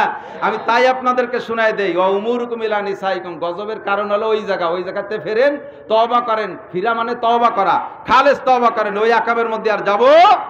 সরকারকেও পরামর্শ দেয়, আমি বারবার বলে থাকি, কয়েকটা সংবিধান দাবি করি, তার মধ্যে এই 3টে আল্লাহর নবী বলে দিয়েছেন। আর কোরআন হাদিস গাইতে আমি আর 2-3টে বলি। 1 নম্বরে জাতীয় সংসদ থেকে নামাজের বিল পাস করেন। কথা বলেন, একমত আছে না সবাই? কারা কারা? নারায়ে তাকবীর! নামাজের বিল সংসদে পাস হোক। নামাজের বিল, করোনা থেকে যদি বাঁচতে হয় নামাজের বিল সংসদে পাস করতে হবে। নামাজের বিল সংসদে পাস হইলে করোনা থেকে বাঁচা যায়। কথা বলেন ঠিক কি ঠিক না? নিয়মতান্ত্রিক নামাজ পড়তে দাও, তোমরা নিজেরা নামাজি হইয়া যাও। প্রধানমন্ত্রী নামাজি মহিলা, আরো মন্ত্রীরা আছে নামাজি মন্ত্রী, এমন করে বাকি সব মন্ত্রী আর এমপিরা নামাজি হইয়া যাও। চেয়ারম্যান আর উপজেলা চেয়ারম্যান নামাজি হইয়া যাও। ডিসিএসপি ও সিটিও সচিব উপসচিব যারা আছে সব নামাজি হইয়া যাও।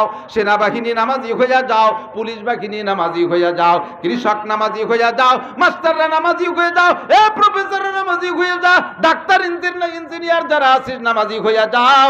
আল্লাহর রহমতে বাংলার জমিনে করোনা দাঁড়াইতে পারবে না। ওরে উত্তরে বাতাসে ভয় পাও, শীতের বাতাস।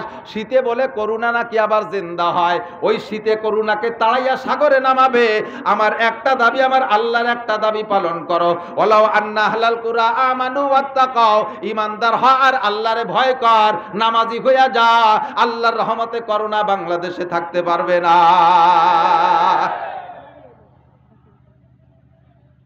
3টের মধ্যে শান্তি আর 3টের মধ্যে গজব। বুঝিয়েছে নাকি আপনাদের? আল্লাহ ওই 3টে অর্জন করা তৌফিক দিক, এই 3টেকে বর্জন করা তৌফিক দিক। নবী পাক আর 3টে নিয়ে বসে। এদিকে আসেন, মজার কথা। সাহাবায়ে কেরামদের 5 জনের একটা মিটিং। 5 জন সাহাবা আর নবী পাক, ওই মাহফিলের ভিতরে 5 জন, আর নবী পাক সহ 6 জন সদস্য। এই মাহফিলের ভিতরে 5 জন শ্রোতা আর 1 জন বক্তা, মুহাম্মদুর রাসূলুল্লাহ সাল্লাল্লাহু আলাইহি ওয়াসাল্লাম। মান সাল্লা আলাইয়া মাররা সাল্লাল্লাহু আলাইহি আশারা মাররা। যুবক, কণ্ঠ আছে, জবান আছে, গলায় জোর আছে, একটু বল আমি তো শুকনো মানুষ, জেজি পোকার মতো চিল্লাইতে থাকি, তোদের গায়ে কত শক্তি আছে, কয়দিন পর নির্বাচন আসলে প্রমাণ হবে কার গায়ে কতটুকু শক্তি আছে। বোতল বাইরে দিলে ভোট, শান্তি পাবে দেশের লোক, এই কয়ে যে লাভ দিয়ে পড়বি, খালের মধ্যে গড়তে গড়তে চলে যাবি। প্যান্ট তো এমনি ফাঁসাইতে অর্ধেক খোলা, আর যেটুকু আছে ও আশাইল গাছে বাই দিতেই যাবে। সেদিন জোরে জোরে চিল্লাইবি। আজকে বল, নবী পাক বলেন যে এই ব্যক্তি আমার উপরে একবার দুরূদ পড়ে, ছোট্ট থেকে ছোট্ট একটা দুরূদ পড়লেও আল্লাহ পাক তার উপরে তাৎক্ষণিকভাবে ওই সময় ওই মুহূর্তে 10টা রহমত পাঠাইয়া দেয়। মাহফিলের ভিতরে শ্রোতা 5 জন, বক্তা মুহাম্মাদুর রাসূলুল্লাহ, তাহলে আবারও কয় না সাল্লাল্লাহু আলাইহি সাল্লাম। নবী বলেন হুব্বি বাইলাইয়া মিন দুনিয়াকুম সালাস, এ দুনিয়ার কিচ্ছু ভালো লাগে না। রাজাগিরি, বাদশাহীগিরি, বাহাদুরিগিরি কিচ্ছুই আমার ভালো লাগে না। এ দুনিয়ার সম্পদ আমার কিচ্ছুই ভালো লাগে না। আমার গোটা দুনিয়া খুঁজে খাইজে দেখলাম মাত্র 3টে জিনিস ভালো লাগে। কয়টা? বলছি আজকে 3ই রজবে 3টে জিনিস নবীকে আমার 3টে জিনিস ভালো লাগে। হুব্বি বাইলাইয়া মিন দুনিয়াকুম সালাস, এই দুনিয়ার 3টে জিনিস আমার ভালো লাগে। 1 নম্বরে আতিব, সুগন্ধি আমার ভালো লাগে, আতর আমার ভালো লাগে। স্টেজে বৈশা মাইক্রোফোনে আতর মাখাইছি, নবী পাকের সুন্নাত, তিব খুশবু। আর তিব 2 নম্বরে আলমারআত, নারী জাতি আমার ভালো লাগে। 1 শ্রেণীর চরিত্রহীন কুলাঙ্গার, লুচ্চ, বদমায়েশ, পোস্টকোটরে যাদের জন্ম, তারাই এমন কটূক্তি আমার নবীর সম্পর্কে করতে পারে। তারা বলে মুহাম্মদ কয় আমি নারী জাতিকে ভালোবাসি, অতএব মুহাম্মদ ছিলেন চরিত্রহীন। জোরে কর নাউজুবিল্লাহ। আমার নবী কয় আমি নারী ভালোবাসির তর্জমা তুই খাটাস ভালো করে বুঝে রে, ওরে খাটাস বুঝিস না। নারী জাতি ভালোবাসার মানে হলো ওরা হলো অসহায় দুর্বল, ওরা অসহায় দুর্বল। শক্তিগতভাবে আল্লাহ তাদেরকে পুরুষের চাইতে অর্ধেক দিয়েছে, ব্রেন তাদেরকে আল্লাহ তাআলা অর্ধেক দিয়েছে, সামাজিক ক্ষমতা তাদেরকে আল্লাহ তাআলা অর্ধেক দিয়েছে। কথা বলেন ঠিক ঠিক না? 2 জন নারী সাক্ষী দিতে গিয়ে 1 জন পুরুষের সমান। ভাগ বটরার দিক দিয়ে 1 জন পুরুষে যা পায়, বাপের পরিত্যক্ত সম্পদ 2 জন মহিলা তাই পায়। কথা কোন ঠিক ঠিক না? ওরা 50 অর্ধেক, ওরা দুর্বল, ওরা বাইরে যাইতে পারে না, ওরা ওদের বিপক্ষে কেউ কিছু করলে ওরা অ্যাকশনে যাইতে পারে না, মারামারি করতে পারে না, ইনকাম করতে পারে না, ওরা অসহায় দুর্বল। এই জন্য নারী জাতি আমার ভালো লাগে। মাকে মা হিসেবে ভালো লাগে। সবার সাথে চরিতার্থ করব, যৌন চরিতার্থ এ নয়। আমার যাকে ভালো লাগে, যা যে ক্যাটাগরি তার সেইভাবে ভালো লাগে। মাকে মা হিসেবে ভালো লাগে, নানীকে নানী হিসেবে ভালো লাগে, দাদিকে দাদি হিসেবে ভালো লাগে, মেয়েকে মেয়ে হিসেবে ভালো লাগে, স্ত্রীকে স্ত্রী হিসেবে আমার ভালো লাগে। নবী পাক নারীদের উপরে অত্যন্ত দুর্বল ছিলেন, মহিলাদেরকে খুব ভালোবাসতেন। তাদের চাহিদা একই সাথে নারী আর পুরুষ 2 জনে মামলা পেশ করছে। নবী নারীর মামলাটাকে আগে দেখছেন, আগে ভাবছেন যে মহিলা অসহায় দুর্বল, ওরটাকে আগে ভাবি। এমন কেউ বলা হয় এ ভাই আপনাদের আমাদের ছেলে মেয়ে আছে, এদিক তাকান। অনেকের যদি কের আছে পরপর 7টা মাইয়া, এরকম ভাগ্যবান পুরুষ আছে না? পরপর 7টা মেয়ে মানে দুর্ভাগ্য। 11টা পর্যন্ত আছে বলে এই যে মুরব্বী কইতেছে। তো 7টা মাইয়ের পরে যদি একটা ছেলে হয়, তাহলে 7 মাইয়েতে যে ভালোবাসা পায় মা বাপের কাছে, 1 ছেলে লাস্টেরটা, ওইটা সব ছেলেটা সবচেয়ে বেশি পায় না? ওর জন্য কত ছাগল গরু বাবার দরবারে, খাজার দরবারে মানতি মানতি মানতি মানতি। এরপরে এই এই এই জন্টু আইছে দুনিয়ায়, জন্টুরে খুব ভালোবাসে। এই মুহূর্তেও আপনি ছোট মেয়েটা তো ওই জন্টুর কেবলই ইমিডিয়েটলি বড়। বাজারের থেকে কোনো খাবার নিয়ে আসছেন, টুপলা নিয়ে আসছেন, বাড়ি ঢুইকা এই খাবারের টুপলার দিকে দৌড়ে আসতেছে, ছোট মেয়েটাও আসতেছে আর তার ছোট ছেলেটাও আসতেছে।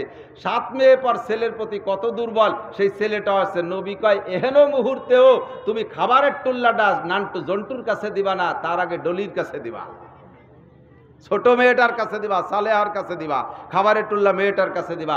নইলে মেয়েটার পরাণ দূর যায়, মনটা ছোট হয়ে যায়। আমরা মেয়ে হইছি বিদায় আব্বু আমাদেরকে ভালোবাসে না, ভাই হই যদি ছেলে হইতাম তাহলে খাবারের টুল্লাটা পাইতাম, এই বলে তার মন খারাপ হয়ে যায়। আর ওই ছোট বোনটা তার কাছে, ছোট মেয়েটার কাছে দিবা।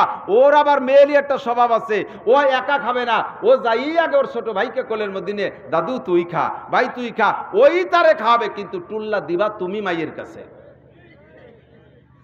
নবী পাকের সামাজিকতা এই পারিবারিক পদ্ধতিও শিক্ষা দিয়েছেন। বর্তমানে মেশকাত ছানি পড়াইতেছি, এর ভিতরে বহুত এইগুলো আর একদিন বলবো। যেদিকে যাইতেছি সেদিক যাই। হুজুর বলেন তিনটে জিনিস ভালো লাগে, 1 নম্বরে খুশবু, 2 নম্বরে নারী জাতি, 3 নম্বরে নারী জাতি, 3 নম্বরে ওয়াকুররাত আইনি ফিস সালাত, নামাজ ভালো লাগে। কি ভালো লাগে?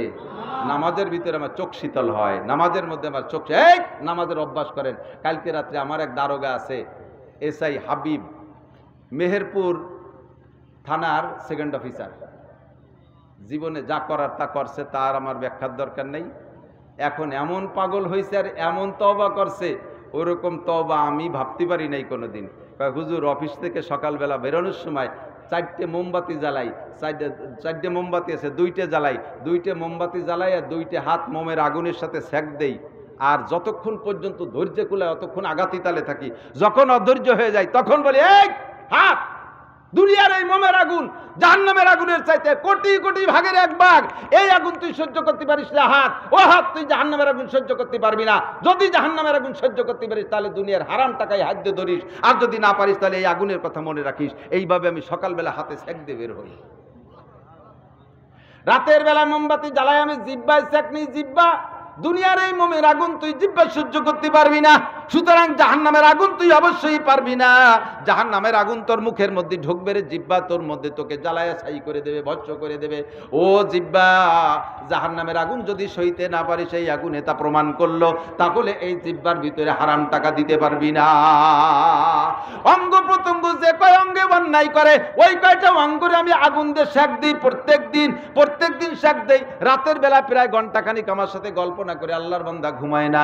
উনি কয়, হুজুর যখন নামাজ পড়তাম না তখন নামাজীদেরকে দেখলে খারাপ লাগতো, তাদেরকে অনেক ব্যঙ্গ ঠাট্টা করেছি, টুপি চোর, জুতো চোর, স্যান্ডেল চোর, মসজিদে যায় যত টুপি চোর আর স্যান্ডেল চোর, এই সমস্ত বাজে কথা বলতাম। কিন্তু যেদিন থেকে তওবা করেছি আপনার বয়ান শুই না, বেনাপোল বর্ডারে উনি চাকরি করতেন, আমি গেছি ওয়াজ শুনতে। আমাদের মাহফিল বন্ধ করার জন্য উনাকে সরকার পাঠাইছে। উনি আইছে মাহফিল ঠেকানোর জন্য, আইছে শুনেছি গোপালগঞ্জে, বাংলায় ওয়াজ করি, বাড়ি আমার কাছাকাছি কালিয়া, মিলে গেছে, ভাষায় মিল হয়, শুনতে মজা পাইছে, দাঁড়ায় গেছে। আল্লাহর বান্দা 2 ঘন্টা ওয়াজ শুনে ওখান থেকে কান্তি কান্তি বাসায় যাইয়া 1 প্যাকেট সিগারেট ছিল পকেটে, মুসরাইজ গোল্ড লিফ সিগারেট ভাঙ্গে পাততলে ডলে দিয়ে সিগারেটেতে তওবা করছে, আগুন দিয়ে সেক দিয়ে হাতরে তওবা করাইছে, জিব্বায় মোমবাতি দিয়ে সেক দিয়ে মোমবাতি জিব্বারে তওবা করাইছে। এখন কয়, হুজুর শেষে তৈরি, আর বিছানায় শুইতে ভালো লাগে না, কে যেন আমার কানের মধ্যে এসে ডাকে, আলা মুস্তাগফিরিন পাক ফিরালা, এ হাবিব জীবন ভরে অন্যায় করেছিস, তাড়াতাড়ি উঠে চলে আয়, আর বিছানায় শুইস না রে হাবিব, উঠে চলে আয়। আমি আর বিছানায় থাকতে পারি না, নামাজ পড়লে আমার দিলটা ঠান্ডা হইয়া যায়, ইত্যাদি ইত্যাদি। এরপরে প্রত্যেক মাসের জাত বেতনটা তুইলা ফ্যামিলির সদস্যদের যা লাগে তাই বাদে বাকি টাকা দান কইরা দেয়, আর অল্প কিছু টাকা সামনে হজ আর উমরায় যাবে উদ্দেশ্যে জমা করে রাখে। কয়, হুজুর আল্লাহর রহমতে উস্তে বাজি আর কলা বর্তায় দিয়ে ভাত খাইয়া আরামসে নাক ডাইকে ঘুমাই, রাতের বেলা কোনো টেনশন নাই। আগে মোটা টাকা কামাই করে এসে বিছানায় শুইতাম, রাতভর ফোনের দিকে খেয়াল থাকতো, কোন অফিসার ফোন দেয় যে এত টাকা মারিয়ে খাই, এত টাকা ঘুষ খাইছে, আমারে তো ভাগ দিলে না, এই টেনশনে রাতের মধ্যে ঘুম আসতো না। এখন আল্লাহর রহমতে শোয়ার সাথে সাথে ঘুম এসে যায়। শেষ রাত্রি আল্লাহ পাক আমারে বিছানা থেকে ডাইকা দেয়, নামাজে দাঁড়াইলে চোখ ঠান্ডা হইয়া যায়। এ মুসলমান যুবক, অভ্যাস কর, যত বড় সুন্দরী নারীর প্রেমে তুই পড়িস না কেন, তার চাইতে যদি 1000 গুণ মজা তুই না পাস নামাজের মধ্যে, আমার আল্লাহর প্রেমে আয়, আমার আল্লাহর প্রেমে আয়। নামাজ পড় নারী যুবতী, নামাজের ভিতরে আল্লাহর সাথে প্রেম হবে। আসসালাতু মেরাজুল মুমিনিন, নবী পাক মেরাজে যে যেমন আল্লাহর সাথে সাক্ষাৎ করে মজার তৃপ্তি অর্জন করেছে, এনি ম্যান এভরি ব্যক্তি, প্রত্যেক মুসলমানের নামাজের ভিতরে আল্লাহর দিদার হইয়া যায়। নবী বলেন, কুররাতু আইনি ফিস সালাত, এই সুন্নতের পর আমল কর উম্মত, মান তাশাব্বাহা বিকওমিন ফাহুয়া মিনহুম। আমি যে 3টে জিনিস ভালোবাসি, তুমি 3টে জিনিস ভালোবাসো, তাহলে ইনশাআল্লাহ তুমি আমার সাথে জান্নাতি হবা। তুমি খুশবু পছন্দ করো, খুশবু লাগাও, বিড়ির গন্ধ গায়ের থেকে তাড়াও, বিড়ির গন্ধ গায়ের থেকে তাড়াও। এ বিড়িতে আতরের গন্ধ না কি কয়, কথা কয়, বিড়ি খাইলে আতরের ঘ্রাণ কয় নাকি? হ্যাঁ, ফার্স্ট ক্লাস ঘ্রাণ। বিড়ি খোর বিড়ি খাইয়ে রাস্তায় দিয়ে চলে যাওয়ার পরে ইটির রাস্তা ইটিও বিড়ির গন্ধ কয়। আমি কালকেই প্রমাণ করছি সেইটা, ইটিও বিড়ির গন্ধ। আস্তাগফিরুল্লাহ। স্বাদে গন্ধে অতুলনীয়, বিড়ির নাম কি? স্বাদে গন্ধে অতুলনীয়।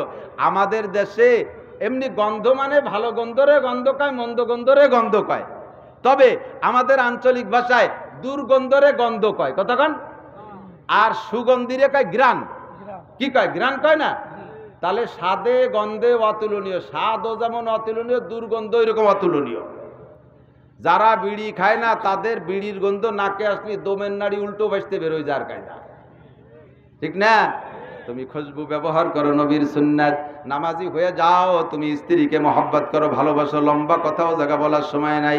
3 নম্বরে যখন নবী 3টে বললেন, ফাকাম আবু বকরিন, আবু বকর এবার দাঁড়িয়ে গেলেন। ফাকালা সাদাকতা ইয়া রাসূলুল্লাহ, ওগো আল্লাহর নবী আপনি সত্য কথা বলেছেন। আপনার সাথে যে দিন থেকে আমার সম্পর্ক, সেই দিন থেকে আমি বাস্তবে দেখেছি আপনার ভিতরে এই 3টে গুণ আছে, আপনি মিথ্যে কথা বলেন নাই। তবে হুব্বিবা ইলাইয়া মিনাদ দুনিয়া সালাস, আমি নবী, ওগো নবী আমারও 3টে জিনিস ভালো লাগে। মনে রাখেন, আবু বকর কয় আমারও 3টে জিনিস ভালো লাগে। কয়টা? আবু বকরেরও 3টে, তিনি রজ। 1 নম্বরে আবু বকর কয় আন-নাজরু ইলা ওয়াজহিকা, আমার মনে চায় আপনার নূরানি চেহারার দিকে সর্বক্ষণ তাকায় থাকতে। নবী আপনার চেহারার দিকে তাকাইলে আমার ক্ষুধা থাকে না, আপনার চেহারার দিকে তাকাইলে আমার টেনশন থাকে না, আপনার চেহারার দিকে তাকাইলে আমার অভাব থাকে না, আপনার চেহারার দিকে তাকাইলে আমার রোগ শোক থাকে না, সব কিছু চলিয়া যায়। আমি একটানা যদি আপনার চেহারা সর্বক্ষণ দেখতে পারতাম, না খাই আমার জীবনটা কাটাই দিতে পারতাম। আপনার চেহারা থেকে আমার পেটের মধ্যে খাদ্য আসে, আপনার চেহারা থেকে আমার কলিজার প্রশান্তি আসে, আপনার চেহারা থেকে আমার শরীরে চিকিৎসা আসে।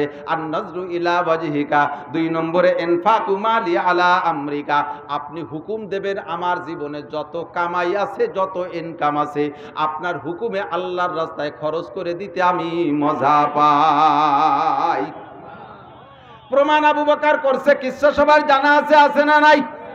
তবুকের যুদ্ধে নবী পাক কালেকশন করতেছেন, তবুকের যুদ্ধে হুজুর বললেন এই যুদ্ধে অনেক খরচ হবে, কে আছে তবুকের যুদ্ধে কি পরিমাণ দান করবে? হযরত উসমান বললেন সুলুসুল মাল, ওগো আল্লাহর নবী আমার যত সম্পদ আছে তার 3 ভাগের 1 ভাগ আল্লাহর রাস্তায় তবুকের উদ্দেশ্যে দিয়ে দিলাম। কন্যা সুবহানাল্লাহ। উসমানের কত সম্পদ বর্ণনা দিয়ে আমার দ্বারা সম্ভব না, শুধুমাত্র ছোট্ট একটা বর্ণনা দেই। হযরত উসমানের একটা ব্যবসার শাম থেকে একটা কাফেলা, শাম সে সময় তো ট্রাক নাই, সে সময় নসিমন করিমন আলম সাধু এগুলো নাই, হ্যাঁ, সে সময় লোক পরিবহন হলো উট। পরিবহন কি? উটের পিঠে মাল নিয়ে আসতেছে সিরিয়া, শাম, শাম দেশ থেকে মদিনা পর্যন্ত, এই শাম দেশ থেকে মদিনা পর্যন্ত কয়েক হাজার কিলোমিটার পথে, যারা বিদেশ করছে তার কাছে শুনে দেখেন। তো শাম থেকে মদিনা পর্যন্ত হযরত উসমানের মালবাহী উট, শামের থেকে উট ছাড়ছে, সামনের উটটা মদিনায় পৌঁছে গেছে একটা উটের লেজের সাথে আর একটা উটের মুখ, আর এখনো শামের থেকে লাস্টের উটটা শাম ত্যাগ করতে পারে নাই। এলো একটা ব্যবসা, এরকম হাজারো ব্যবসা হযরত উসমানের, তার সম্পূর্ণ মালের 3 ভাগের 1 ভাগ দিয়ে দিয়েছে। হযরত ওমর বলতেছেন আমি কি দেব? কয় আনা নিসফুল মাল, আমারে আল্লাহ যা দিয়েছে তার অর্ধেক দিয়ে দিলাম। এবার উসমান আর ওমর মনে করছে যে আমাদের দুইজনের 3 ভাগের 1 ভাগ আর অর্ধেকে যা হয়েছে, আজকে আবু বকর ঠকা খাইছে, উনি তো আর এত দিতে পারবে না। আবু বকরের ঘরে আর নাই কিচ্ছু, তো যা আছে কয় হুজুর আমি তো বাড়িতে আসি। কয় ঠিক আছে যান বাড়িতে আসেন। উনি বাড়িতে আইসে যা ছিল সব গুছাইয়ে লুঙ্গিতে বাঁধে একটা টুল্লা বাঁধে এনে দিচ্ছে। কয় হুজুর এই যে যা ছিল সব নিয়ে আইছি, যা ছিল সব নিয়ে আসছি, কিচ্ছু করে রাখি নাই। এ ভাই, একটা লোকের 1 কোটি টাকা আছে, ওই লোকটা 1 লাখ টাকা দিয়েছে, আর একটা লোকের 10 টাকা আছে, ওই লোকটা 10 টাকাই দিয়ে দিয়েছে। কে বেশি দিয়েছে? কথা কয় না? 1 কোটি টাকা আলা 1 লাখ দিচ্ছে, আর 10 টাকা আলা 10 টাকাই দিয়েছে। কে বেশি দিয়েছে? 10 টাকা আলাই বেশি দিয়েছে। ঠিক কি ঠিক না? হযরত আবু বকর সব দিয়েছে। হুজুর আবু বকর কি রেখে আসছো? ঘরে কি আছে? तमाम दुनिया देख भी सब रह गए मेरे लिए, तमाम दुनिया देख भी सब रह गए मेरे लिए, एक खुदा मेरे लिए, एक मुस्तफ़ा मेरे लिए, एक खुदा मेरे लिए, एक मुस्तफ़ा मेरे लिए। যা ছিল সব দেওয়ার পরে হুজুর আমার সবই রয়ে গেছে। হুজুরকে সব দেওয়ার পরে সবটাকে কি কইরা? কয় আমার আছে আল্লাহ আর আমার আছে মুহাম্মদ রাসূলুল্লাহ। হুজুর ইনফাকু মালি আলা আমরিক, 1 নম্বরে আপনার চেহারার দিকে তাকাইতে ভালো লাগে, 2 নম্বরে আপনার হুকুমে সব দিতে ভালো লাগে, 3 নম্বরে আইয়াকুনা বিনতি ফি বাইতিক, আমার একটা মেয়েকে আপনার স্ত্রী বানাই দিতে ভালো লাগে। সুবহানাল্লাহ। তখন আয়েশারে রাসূলের সাথে বিয়ে দেয়। আয়েশার বয়স মাত্র 6 বছর। দিনের বেলা প্রস্তাব দিয়েছে, রাতের বেলা নবী স্বপ্নে দেখতেছে জিবরিল আলাইহিস সালাম জান্নাতের একটা রেশমি কাপড়ের গায়ে আয়েশার ছবি করে নিয়ে আসছে, আইনে স্বপ্নে নবীকে দেখাচ্ছে, দেখায় বেলা তারিফু মান হাজিহি, হুজুর মেয়েটারে চেনেন। হুজুর কালে সাতাকুনু বিনতা আবি বকরিন আয়েশা, আবু বকরের মেয়ে আয়েশার মতো মনে হয়। জিবরাইল কয় সাদাকতা হুজুর, ঠিকই বলেছেন, চিনা ঠিক আছে। পরপর 3 রাত তেমন করে দেখায়, তৃতীয় রাত জিবরাইল আল্লাহর পক্ষ থেকে ঘটক হয়ে হিসেবে রায়বার হিসেবে প্রস্তাব দিচ্ছে, তুহিব্বুহা, মেয়েটারে কি পছন্দ হয় হুজুর? হুজুর কয় তার বাপরে পছন্দ করি, অবশ্যই তাকেও পছন্দ করি। জিবরাইল এমন ছোট মেয়েকে পছন্দ করানোর প্রস্তাব তুমি কেন দিলা? জিবরাইল বলে আপনার আবু বকর দিনের বেলা তার একটা মেয়েকে আপনার সাথে বিয়ে করার প্রস্তাব দিয়েছে, ওই প্রস্তাব আরশে আজিমের মালিক কবুল করে নিয়েছে। কোন সুবহানাল্লাহ। আরশে আজিমে বিবাহের ঘটনা ঘটে গেছে, ও জায়গা বিবাহ হয়ে গেছে। দুনিয়ার সিস্টেম অনুযায়ী আপনি আবু বকরকে খুশি করার জন্য আয়েশাকে বিয়ে করে নেন। তাই নবী পাক দিনের বেলা আবু বকরকে ডাইকা বলেন আপনার মেয়েকে বিয়ে করার হুকুম হয়েছে আরশে আজিম থেকে। বিয়ে করে নিলেন। আবু বকরের মনের তামান্না নবীর সাথে তার মেয়ে আয়েশাকে বিয়ে দেবে। আয়েশার বয়স মাত্র 6, বিয়ে হয়ে গেল নবীর সাথে মক্কায় থাকতে। মদিনায় যাওয়ার পরে আর 1 বছর পর মদিনায় গেছে। মদিনায় যার 2 বছর পর আয়েশার বয়স যখন হয়েছে 9, নবী পাকের ঘরে পূর্ণাঙ্গ বডিওয়ালি একটা স্ত্রী হিসেবে ঘরে উঠে দিয়েছে। এরপরে খাদিজার ইন্তেকালের পরে হুজুরের আর কোনো স্ত্রী ছিল না, এইটাই সর্বপ্রথম সিদ্দিকা আয়েশা হুজুরের স্ত্রী। মুসলমান, আমার আপনার স্বভাব কি কইতে গেলে একটু ব্যাখ্যা না দিলে নয়। আমরা আপনারা মেয়ে বিয়ে দেওয়ার জন্য চেষ্টা করি কোন জায়গায়? ছেলেটা ডাক্তার হোক, ছেলেটা মাস্টার হোক, সরকারি চাকরিজীবী হোক, এমনই আমরা খুঁজি। পয়সাওয়ালা হোক, জাপানি ছেলে হোক, বিদেশি ছেলে হোক, মেয়েটাকে নিয়ে বিদেশে চলে যাবে, আমার মেয়ের কপাল খুইলে যাবে। খুলবে না বন্ধ হবে এইটা তুমি জানো না। রুজির মালিক জোরে বলেন কে? শান্তির মালিক কে? আল্লাহু আকবার। আল্লাহ নবী বলেন ফাজফার বিজাতিদ দ্বীন, বিয়ে দিতে জন্য মেয়েদেরকে বিয়ে দেওয়ার জন্য ছেলে খোঁজো, ছেলেটা যাতে দিনদার হয়। আল্লাহ বলা হয় হোক সে ডাক্তার হতে হবে দিনদার, কথা বলেন, হোক সে ডাক্তার হতে হবে, হোক সে আর্মি হতে হবে দিনদার, হোক সে ইঞ্জিনিয়ার হতে হবে তার দিনদার, হোক সে প্রফেসর হতে হবে তার দিনদার, হোক সে আলেম হতে হবে তার দিনদার। আলেম হয়েও যদি দিনদার আলেম না হয়, দুনিয়াদার আলেম হয়, নবী পাকও কিন্তু তারে পছন্দ করে না। কথা বলেন ঠিকই ঠিক না? ফাজফার বিজাতিদ দ্বীন। ফাকামা উমর, ওমর দাঁড়িয়ে গেলেন। ফাকালা সাদাকতা ইয়া আবু বকর। ওমর কয় ভাই আবু বকর আপনি সত্য বলেছেন, আপনার মধ্যে 3টে গুণ আছে। ও হুব্বিবা ইলাইয়া মিনাদ দুনিয়া সালাস, এই দুনিয়ার আরো 3টে জিনিস আমার ভালো লাগে। কি কি? আমার 3টে জিনিস ভালো লাগে। আল আমরু বিল মারুফ, বলেন আল আমরু বিল মারুফ, ওয়ান নাহি আনিল মুনকার, ওয়াত তাওবুল খালফ। 1 নম্বরে সৎ কাজের আদেশ করতে ভালো লাগে। সৎ কাজের আদেশে ওমরের চাইতে নবী পাকের পরে কিয়ামত পর্যন্ত এ পর্যন্ত কেউ আসে নাই, আর কিয়ামত পর্যন্ত আসবে বলে মনে হয় না উম্মতের মধ্যে। সৎ কাজের আদেশ আর অসৎ কাজের নিষেধ, এই 2টা ওমর ছিলেন সবচাইতে কঠিন, ঠিক কিনা? সৎ কাজের আদেশ করে যুবক, আমরা উলামায়ে কিরাম আমাদের নৈতিক দায়িত্ব, আমরা ওয়াজের মধ্যে সৎ কাজ আর অসৎ কাজের কথা বলি, তবে আমাদের এই কথাগুলো ওয়াজ পর্যন্ত শেষ। স্থানীয় যুবক যারা আছো, একটা যুব সংগঠন তৈরি করো, সৎ কাজ কাকে বলে সেগুলো বাস্তবায়ন করো, উলামায়ে কিরামের কাছ থেকে যাই না, আর অসৎ কাজের প্রতিবাদ করো। আসো তোমারে কয়েকটা অসৎ কাজ আমি চিনাই দেই। 1 নম্বরে, এলাকায় যদি কোনো অল্প বয়সী বিধবা মহিলা হয়, অর্থাৎ 1টা 2টা বাচ্চা হলেই সে বিধবা হয়ে গেছে, এই মহিলা স্বামীর মাটি কামড়ায় ধরে স্বামীর ঘরে থেকে যায়, স্বামী মারা গেছে, ছোট্ট 2টা বাচ্চা নিয়ে আসে, কিন্তু এক শ্রেণীর লুচ্চ চরিত্রহীন যুবকরা ওই মেয়েটাকে বিরক্ত করে, আছে না নাই? বিভিন্ন প্রকার খেদমত করার জন্য লাইন খোঁজে, ওই বাড়ি বারবার যায়, জিজ্ঞেস করে ও বাড়ি যাস কা? কয় যে খেদমতে খল, কাল্লার মখলুকের খেদমত, ভাই মারা গেছে, বাবির বাচ্চা বাজার ঘাট করা লাগে, বাচ্চা কাচ্চার খোঁজ খবর নেয়, তা বাচ্চা কাচ্চার খোঁজ খবর নেওয়া লাগে, বাজার ঘাট করে রাত 10টার পরে। এই শয়তান, এ সময় যাস কে? আর ও বাড়ি আর মানুষটাই, তুই আর এক বাড়িতে তুইও বাড়ি যাস কে বাজার করতে? এই সমস্ত চরিত্রহীন পোলাপানগুলোকে প্রতিরোধ তোমরা করতে পারবা, কথা বলেন ঠিক? পারা যাবে না? মুসলমানি দিয়েই সেই জায়গা 3 দিন ব্যাপী ড্যাক সেটার মুসলমানি অনুষ্ঠানে আসেনি কে সুন্নতে দিক। মসজিদের পাশে বাড়ি, বড় বড় ড্যাক সাইনে ধুম ধাড়াক্কা বাড়ি ঠেলাই ইমামও পেশাব করে দেয়, ঢোলের বাড়ির জ্বালায়। এই সমস্ত আকাম বন্ধ করা, এটা অসৎ কাজের নিষেধ। পারা যাবে কি যাবে না? সমাজে সুদখোর আছে না নাই? 1000 টাকার সাথে 100 টাকা, এই সুন্নত আছে এদিক? হ্যাঁ আছে। তারপরে হাজারে হাজার টাকার সাথে 1 মণ পিএস এও আছে, আছে বহুত আছে ফাঁকে ফাঁকে।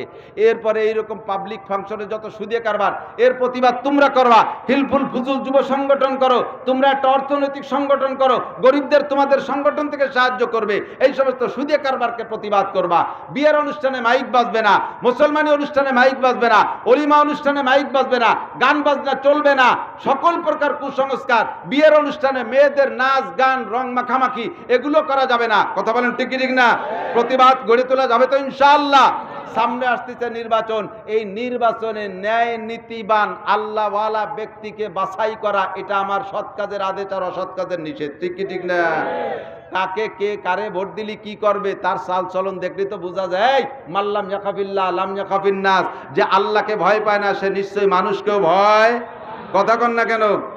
আপনাদের এলাকার ওয়াজি আপনাদের এলাকায় বলি, আমি শুনেছি বাহিদদের মরহুম হযরত মাওলানা আব্দুল আজিজ সাহেব, ওনাকে উলামায়ে কিরাম মুজাদ্দেদ বলতেন। মুজাদ্দেদে এলাকা, আঞ্চলিক সংশোধক মুজাদ্দেদ বলা হয়। কুসংস্কারের প্রতিবাদী ছিলেন হযরত মাওলানা আব্দুল আজিজ সাহেব। উলামায়ে কিরামরা সাক্ষী দেন না কেন? মুরব্বীরা সাথে সাথে আদ্যে পিঠে সোজা করতেন। ঠিক আছে না?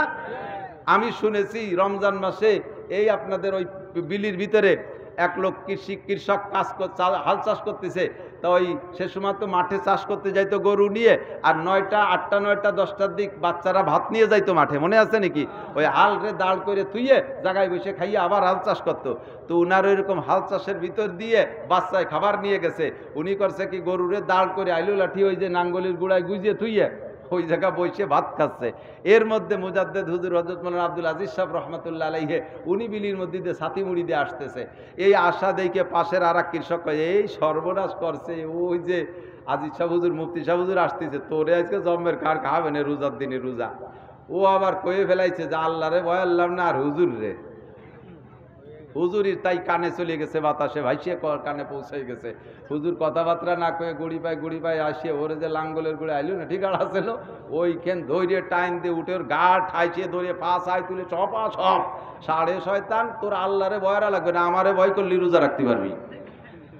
বাড়ির ঠেলায় মুখিয়ে দিছে, পেশাব করে দিছে। কয় হুজুর আল্লাহর ক্রিয়ার কোনোদিন রোজা ছাড়বো না। আল্লাহরে ভয়ের ইসলে বেয়াদব কোথাকার, এত বড় কথা, এ কথায় কাফের হয়ে যায়। কি হয় কথা বলেন? কাফের হয়ে যায়। মাল্লাম ইয়াখাফিল্লাহ লাম ইয়াখাফিন নাস, যার ভিতরে আল্লাহর ভয় নাই ও মানুষকে ভয় করতেই পারে না, মানুষের কিচ্ছু তার মনে হয় না। ঠিক কি ঠিক না? তা যে লোকটা আল্লাহরে ভয় করে না, নামাজ পড়ে না, আল্লাহরে ভয় করে না প্রমাণ হলো নামাজ পড়ে না, দাড়ি রাখে না, সুন্নতের তোয়াক্কা করে না, মসজিদে যায় না, মাদ্রাসায় যায় না, কুরবানি করে না, হজ ফরজ হয়েছে করে না, জাকাত ফরজ হয়েছে দেয় না, পর্দা করে না, সুদ খায়, ঘুষ খায়, টোন মারে, মন মারে, রাস্তা মারে, খাল মারে, বিজিএফ কার্ড মারে, ওর আল্লাহর ভয় আছে? ওর আল্লাহর ভয় নাই। তো অতএব আমার সম্পদ মারিয়ে দেওয়ার মধ্যে ওর ভয় নাই। এ কথা ভালো করে বোঝা যায় কি যায় না? বুঝে শুনে এমন ব্যক্তিকে ভোট দিলে সেই লোকটা নির্বাচিত হলে জীবন ভরে টনমন মারিয়ে যত গুনাহ কামাই করবে, আপনি কাবা ঘরের মধ্যেও যদি বসে থাকেন আপনার আমলনামায় বিকাশ হবে, ফিলাক্সি লোড হবে, ওর ভাগ আপনি রীতিমতো পাবেন। হয় না, হয়ে গেছে একে বাদে আগা সারা। তয় ভোট দেব কারে? ভোটের কথা যারে মনে চায় তারে দেবেন। সৎ কাজের আদেশ আর অসৎ কাজের নিষেধ ভালো করে মনে রাখবেন। আমি ডাইরেক্ট কব না যে এই সভাপতি সাহেবরে দিয়েন, উনি যদি খারাপ হয় তাহলে ওনারও দিয়েন না। আমি বলবো না যে পুড্ডর হুজুরে দিয়েন, হুজুর যদি খারাপ হয় হুজুরে দিয়েন না। আমি বলবো যে প্রফেসর সাহেবরে দিয়েন। হ্যাঁ, প্রফেসর সাহেব যদি নীতিবান মানুষ হয়, জনগণের হক বুঝে দেওয়ার মতো বিশ্বাস তার প্রতি থাকে, তাহলে ভোট দিয়েন। সামনে আসতেছে নির্বাচন, এ জায়গা তোমরা যুবকরা পাহারাদারি করবা।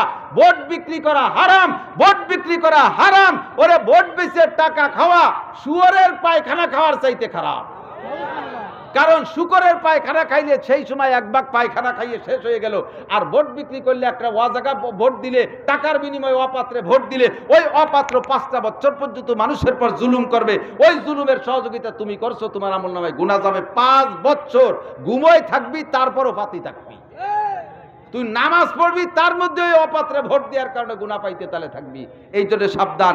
এই সমস্ত জায়গা থেকে আমরা সতর্ক থাকবো। রাজি আছি না? আমর বিল মারুফ ও নাহি আনিল মুনকার। হযরত ওমরের 3 নম্বর স্বভাব হলো সওবুল কল, পূরণ কাবুল। হযরত ওমর পছন্দ করতেন। এক শ্রেণী মানুষ কয় কি, হ্যাঁ আল্লাহ নবী 30টে তালি দিয়ে জামা গায়ে দিয়েছে, আর হুজুরকে জামার ভাব দেহ, পাতলা জামা দেহ, কি জামার ভাব দেহ। কত টাকা দিয়ে মোটা টাকা কামাই করে জামার ভাব দেখো। আরে মিয়া, হুজুর পাতলা জামা গায়ে দিয়েছে, মোটা জামা গায়ে দিয়েছে, হুজুরের ইতিহাস তুমি ভালো জানো না আমি ভালো জানি। পুরন কাপড় হলো হযরত ওমরের স্বভাব, ছিঁড়া কাপড় হযরত ওমর পরতেন, এটা ওনার অভ্যাস। আল্লাহর নবী যখন অভাব ছিল তখন অভাবী জামা পরছে, এটা ঠিক, কিন্তু যখন সচ্ছল হয়ে গেছে, খাইবারের যুদ্ধের পরে মুসলমানরা ধনী হয়ে গেছে, এরপরে নবী কত দামি জামা কাপড় পরছে, নিজে নিজে 5টা উট বিক্রি করে। এবার উটির দাম কত দুবাই এলাকা কইতে পারবে? একটা উট সর্বনিম্ন 5 লাখ টাকা বাংলাদেশি টাকার, ওই জায়গায় যে দামে বিক্রি হয়, তাহলে 5 লাখ টাকা 5টা উট বিক্রি করে হুজুর জামা বানাইছে। কোনো কিছুর দাম বাড়ে কমে নাই। এখন একটা উটির দাম 5 লাখ টাকা, সেই সময় উটির দাম ছিল 5 টাকা, ওই 5 টাকার দামই 5 লাখ টাকা। কথা বলেন, তাহলে 5 পাঁচা 25 লাখ টাকা। এই জামানার 25 লাখ টাকায় কত দামি জামা হয়? নবী পাক নিজে হাতে 25 লাখ টাকা দিয়ে জামা বানাইছে। হাদিসে আছে জয়্যাকাতুল কুম্মাইন, ওইটা ছিল শেরওয়ানি, হাতা ছিল চাপা। ওই চাপা হাতার কারণে অজুর সময় গুছাই পড়তে, অজু বানাইতে পারতেন না, পুরো এই শেরওয়ানিটা খুলে অজু বানায় আবার পড়তেন। একেবারে অত্যাধুনিক বিদেশি দামি কাপড় দিয়ে এই হুজুর শেরওয়ানি বানাইছেন। 25 লক্ষ টাকার পোশাক নিজে বানাইছেন।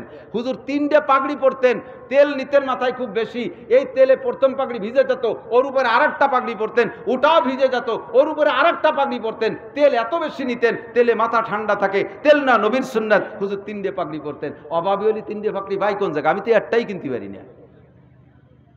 এই হুজুরের দামি পোশাক পরার অভ্যাস শুনে নাজ্জাশী বাদশাহ 18টা উট বিক্রি করে এক সেট পোশাক বানাই দিয়েছে। 18টা, 5 18 কত হয়? 90 লক্ষ, প্রায় 1 কোটি টাকা দিয়ে জামা বানাইয়া নবীকে দিয়েছে। নবী বড় সাদরে গ্রহণ করে সেটা পরতেন। জয়্যাকাতুল কুম্মাইন, ওটাও ছিল হাতা চাপা শেরওয়ানি। এই দামি পোশাক হুজুর পরেছেন। কিন্তু হযরত ওমরের স্বভাব ছিল হলো ছিঁড়া জামা পরা। এক একজনের এক এক লাখ, এক একজনের এক এক লাখ। ভাই, হযরত উসমান যখন প্রেসিডেন্ট, উনি খানা খাইতে বসলে দস্তারখানে 30 40 50 আইটেমের খানা। এখন সাহাবায়ে কিরাম বলে, হুজুর হযরত আবু বকর কম খাইছে, উমর কম খাইছে, রসুলও কম খাইছে, আপনি এত খানা নিয়ে বসেন কেন? উনি কয়, সারা দুনিয়ায় যত খানা আল্লাহ খাওয়াচ্ছে মানুষরে, সমস্ত খানা বাজেট হয় উপরের থেকে আসে, অফিস সময় রিজকুকুম, আসমান থেকে রুজি আসে, এইটা আসে আলো আমাদের ওসিলায়। সারা দুনিয়ার সবার জন্য যে রুজি আসে, এইটা মুসলমানের ওসিলায়। কার ওসিলায়? কতক্ষণ না কে? কাফের, মুশরিক, হিন্দু, বুদ্ধ, খ্রিস্টান যেই খাচ্ছে সব খাইতেছে আমাদের ওসিলায়, বরাদ্দ আছে আমাদের ওসিলায়। হযরত উসমান বলেন যে আমার ওসিলায় বরাদ্দ হবে আর খাবে হিন্দু, বুদ্ধ, খ্রিস্টান, আর আমি না খাইয়ে থাকবো? ও হতে পারে না। আসবে আমার নামে, আমি খাইয়ে যা থাকবো তাই তারা খাবে, তাই না খাবে। যুক্তি ঠিক আছে না? হযরত আলী রাদিয়াল্লাহু আনহু পরবর্তী চতুর্থ খলিফা যখন হযরত আলী ইরাকে মাঝে মধ্যে যাইতেন, মানে প্রাদেশিক প্রশাসনের জন্য যাইতেন। তো গভর্নর তো আলাদা ছিল, হযরত আলী খলিফাতুল মুসলিমিন, উনি ইরাকে গেছে। এখন ইরাকের গভর্নর যিনি, উনি অপেক্ষায় রয়েছে আজকে খলিফাতুল মুসলিমিনের সাথে খানা খাবো, রাজার সাথে খানা খাবে, তাহলে খানাটা সেই রকম হবে, অপেক্ষায় রয়েছে। কিন্তু রাজা যখন খাইতে বসছে, হযরত আলী সবাইরে বের করে দিয়েছে, কিন্তু গভর্নর আমারে বের করবে, আমি কিন্তু আপনার সাথে খানা খাবো। ঠিক আছে, বসো। হযরত আলী রাদিয়াল্লাহু আনহু একটা বাটি নিয়ে ব্যাগের থেকে 2 খেন শুকনো রুটি, 2 বাটিতে 2 খেন শুকনো রুটি পানির মধ্যে ভিজাইছে। কিছু নাই তরকারি, কোনো তরকারি নাই, 0 দিয়ে রুটি পানিতে ভিজাইছে, কেবল ভুলি উঠছে। এখন ওই গভর্নর হুজুর আর কি দেখি, কি আর কি আছে? কয় যে এই খাতি হবে। কয় যে আপনি এই খাবেন বলে এই ব্যবস্থা করছে, আপনি বললে আমি উত্তম খানার ব্যবস্থা করতাম। হযরত আলী কাইন্দে দিয়েছে, কয় হ্যাঁ গভর্নর, তোমাদের তৌফিক আছে তোমরা খাও, আমারও তৌফিক নাই তা না, আমি প্রেসিডেন্ট, আমি রাষ্ট্রীয়ভাবে নিয়ে খাইতে পারি, এটার জন্য কোনো গুনাহ নাই। তবে আমি মদিনার রুটি নিয়ে আসি, মদিনা থেকে এই রুটি পৃথিবীর যেখানে নিয়ে খাই সে জায়গা নিয়ে খাওয়ার সময় মদিনাওয়ালা মুহাম্মদুর রাসূলুল্লাহর ঘিরান আমি এই রুটির মধ্যে পাই। আর গুলেরা রঙ্গ বইয়ে দেগার আছে, একার ফুলের এক এক গিরান। উসমান এক মশলা দিলেন, আর হযরত আলী আর এক মশলা দিলেন। হযরত ওমর কয় ছিঁড়া জামা ভালো লাগে, ওদিকে নবী পাক নিজে হাতে 25 লাখ টাকা দিয়ে জামা বানাই পড়ছে। এক একজনের এক এক শান। তবে যদি তৌফিক থাকে, ভালো পোশাক পরাই উত্তম। যদি তৌফিক থাকে, পইরে আপনি শুকর আদায় করবেন। নতুন একটা জামা পরে কি করবেন? জামা পরে এরকম খানিক ঝাঁকবেন, এর মোড়ায় দেখে, রাস্তা দিয়ে ঘুরে আর মোড়ায় দেখে, দেখেছিস বিদেশি শার্ট দেখেছিস, এই করলে জায়েজ নাই। পড়ার সাথে সাথে পড়বেন আলহামদুলিল্লাহিল্লাযী কাসানি মা উওয়ারিয়া বিহি সাওয়াতি ওয়া আতাজাম্মালু ফি হায়াতি। হ্যাঁ, এই দোয়া পড়লে এই পোশাকের হক আদায় হয়ে গেছে। আল্লাহ পাক রব্বুল আলামিন এর ওসিলায় আপনার সামনে আরো দামি পোশাকের ব্যবস্থা করবে। কোন সুবহানাল্লাহ। ইমাম আহমদ ইবনে হাম্বল রাহমাতুল্লাহ নাম শুনছেন না? চার মাযহাবের এক মাযহাবের নাম হাম্বলি মাযহাব না? ওই মাযহাবের ইমাম আহমদ ইবনে হাম্বল উনি প্রত্যেক দিন এক সেট নতুন পোশাক পরতেন। আজকে যেটা পরতেন কালকে ওটা পরতেন না। বছরে 365 সেট নতুন পোশাক পরতেন। একজনে জিজ্ঞেস করলো, হুজুর আপনি এত পোশাক বানান গরিব গুরাবারে না দিয়ে? কয় বেটা আমি বানাই, ভর্তি গেলি পারে 2 সেটের বেশি বানাতাম না। আমার এক ভক্ত আছে বড় লোক, সে মান্যত করছে, নিয়ত করছে যে আমি জীবন ভরে যতদিন বাইসে থাকি হুজুরের ডেলি নতুন জামা পরাবো।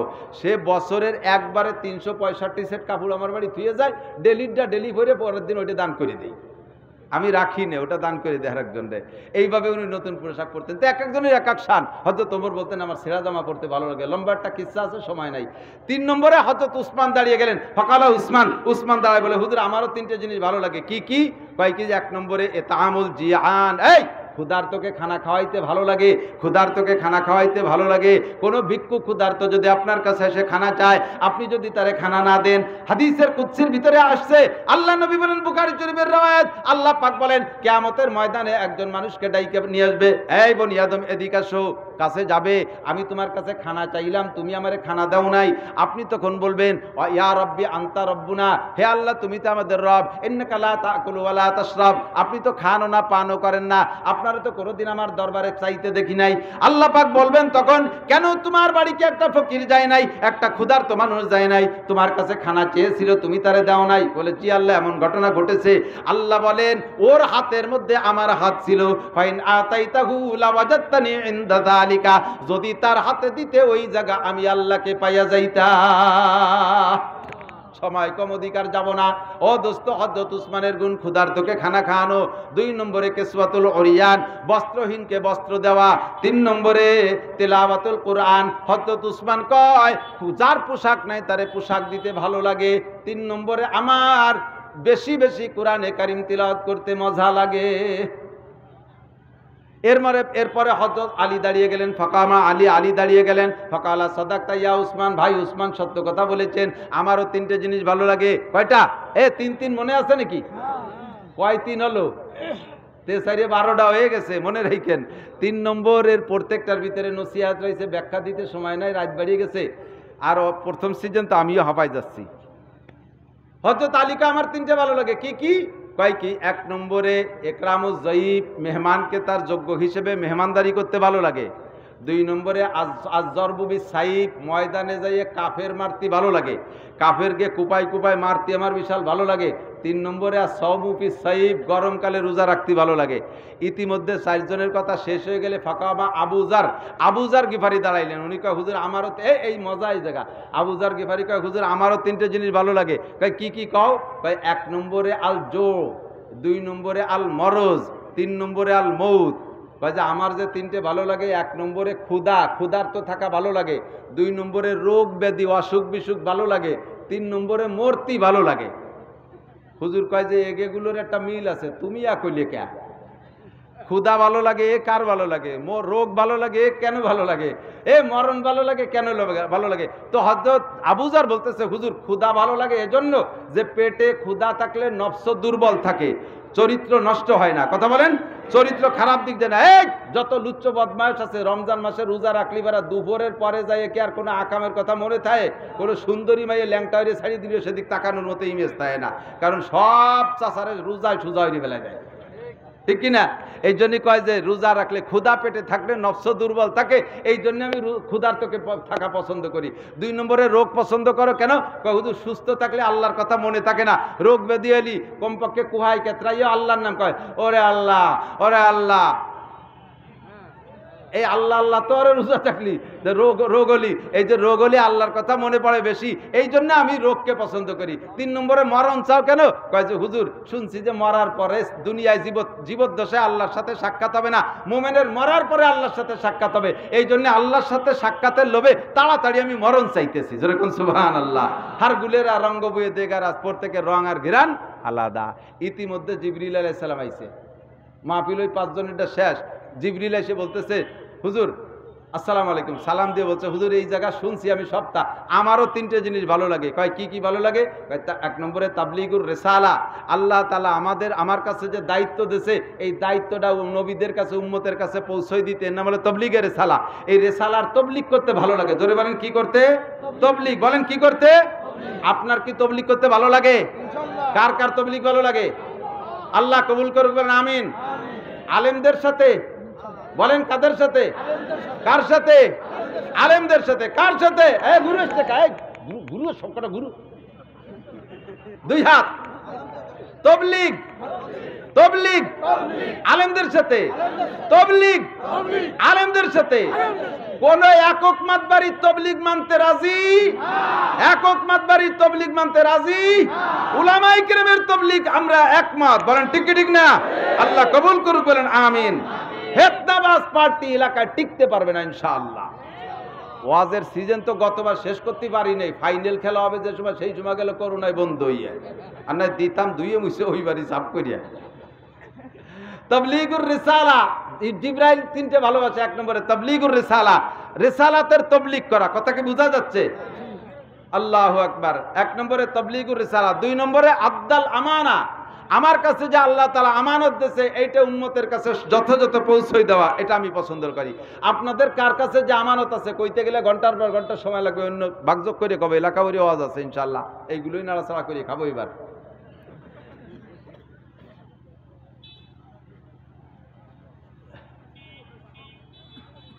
তিন নম্বরে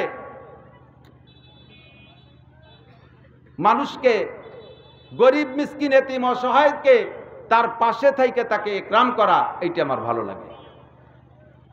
ইতিমধ্যে জিবরাইল এই 3 কথাকে চলে গেছে, গুল্লি দিয়ে ওই মজলিস ভাঙ্গার আগেই চলে আইছে। আবার কয় যে আরসালানি আল্লাহু তাআলা ইলাইকুম, হুজুর আল্লাহ আমারে পাঠাই দিয়েছে। আল্লাহ বলে পাঠাইছেন যে আমিও যদি তোমাদের ওই মজলিসে থাকতাম আমিও 3টে জিনিস ভালো লাগতাম, আমিও 3টে জিনিস ভালোবাসতাম।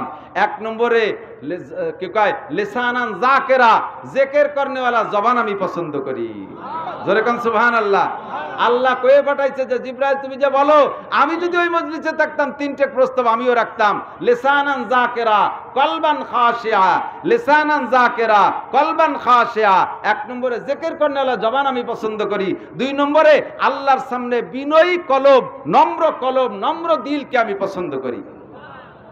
লিসানান যাকেরা কলবান খাশিয়া ওয়া জাসাদান ফিল বালায়ে সাবিরা। এবং 3 নম্বর ওই শরীরকে আমি পছন্দ করি যেই শরীর বালা মুসিবতের ভিতরেও ধৈর্যের সাথে অটল হয়ে থাকে আল্লাহর প্রতি বিশ্বাস নিয়ে। ফাইনাল কথা বলার জন্য দোস্ত লম্বা হাদিস আপনাদেরকে শুনাইলাম। এই যে আন্তর্জাতিক বালা, এই বালার ভিতরে আমাকে ধৈর্যের সাথে টিকে থাকা, আল্লাহর প্রতি বিশ্বাস রাখা পারা যাবে না ইনশাআল্লাহ। তাহলে আল্লাহর ভালোবাসা, আল্লাহর 3 নম্বর ভালোবাসা, এইটা আমরা অধৈর্য হব না, আমরা বিচলিত হব না, আমরা ভয় পাবো না। ভয় পাবো কাকে? রাজি আছেন তো? এখনই নগদে যদি তবলিগের 3 দিনের জন্য ডাক আসে, কে কে যাইতে রাজি আছেন? বিলাং হাত উঁচু করবেন না, দাঁড়িয়ে দেখাইতে হবে। কালকের থেকে যদি 3 দিনে যাইতে বলে, কে কে রাজি আছেন? কালকের থেকে একটু দাঁড়ায় দেখাবেন। কালকের থেকে 3 দিন, কালকের থেকে 3 দিন। এই তবলিগের সাথী যারা আছেন, যার যার এলাকার লোক চিনে রাখেন, ডাক দিয়ে নিয়ে যাবেন। কালকের থেকে 3 দিন। কে কে আছেন? কালকের থেকে 3 দিন। কাম নাই কাজ নাই, এখন বাড়ি বসেতে খালি ভাও দরবার না হইরে যাই ইনশাআল্লাহ একটু তবলিগ করে আসবেন। সরকার আমাদের 3 দিনের অনুমতি দিচ্ছে। রাজি আছেন তো ইনশাআল্লাহ? মাশাআল্লাহ, আল্লাহ কবুল করুক, বলেন আমিন। আল্লাহ কবুল করুক। আমি কিছু চাই না, সব দেওয়া হয়ে গেছে। মৌলানা শফিক, তারপরে মিজানুর রহমান ফরিদি, এরপরে ওহিদুজ্জামান সাহেব, এরা কালেকশন করার পরে মাঠে আর কিছু থার কথা না। এরপরে আমারে কানে কানে একটু কইছে, একটু খাইজনি শুল্ক নিচে আসছে, তাই একটু আমার এই 2 মিনিটের ভিতরে আমার জন্য চাইতেছি না। আমার মাদ্রাসায়ও কালকে 1 টন চাউল না কব না, তাহলে ওই জাটা দিছে। আল্লাহুম্মা সাল্লি আলা মুহাম্মদ, আল্লাহুম্মা সাল্লি আলা মুহাম্মদ। দোয়া করব, বিপদ থেকে মুক্তি পাবা, করোনা হবে না, সুস্থ থাকবা, চাকরি হবে ভালো, যুবকরা ভালো বিয়ে হতে পারবি। দোয়া দিলাম। আল্লাহুম্মা সাল্লি আলা মুহাম্মদ, আল্লাহুম্মা সাল্লি আলা মুহাম্মদ, আল্লাহুম্মা সাল্লি আলা মুহাম্মদ। কিছু চাই না। এই যে ভিতরে যে প্লাস্টারটা বাকি রয়েছে, এর জন্য হয়তো 50 বস্তা সিমেন্ট লাগবে, 50 বস্তা সিমেন্ট লাগবে। আগে যেটা দিয়েছেন ওটা অন্য জায়গায় লাগান। আসেন কোন আল্লাহর বান্দা 2-4 বস্তা, 2-1 বস্তা সিমেন্ট দেওয়ার মতো, আমি তার জন্য আমি মুসাফির পিরায় দোয়া করে দেবো ইনশাআল্লাহ। যে আজকেই দেওয়া লাগবে না, 2-4 দিন 10 দিন পরে দিয়ে ইনশাআল্লাহ। এই যে ভাই 1 বস্তা, আল্লাহ কবুল করে।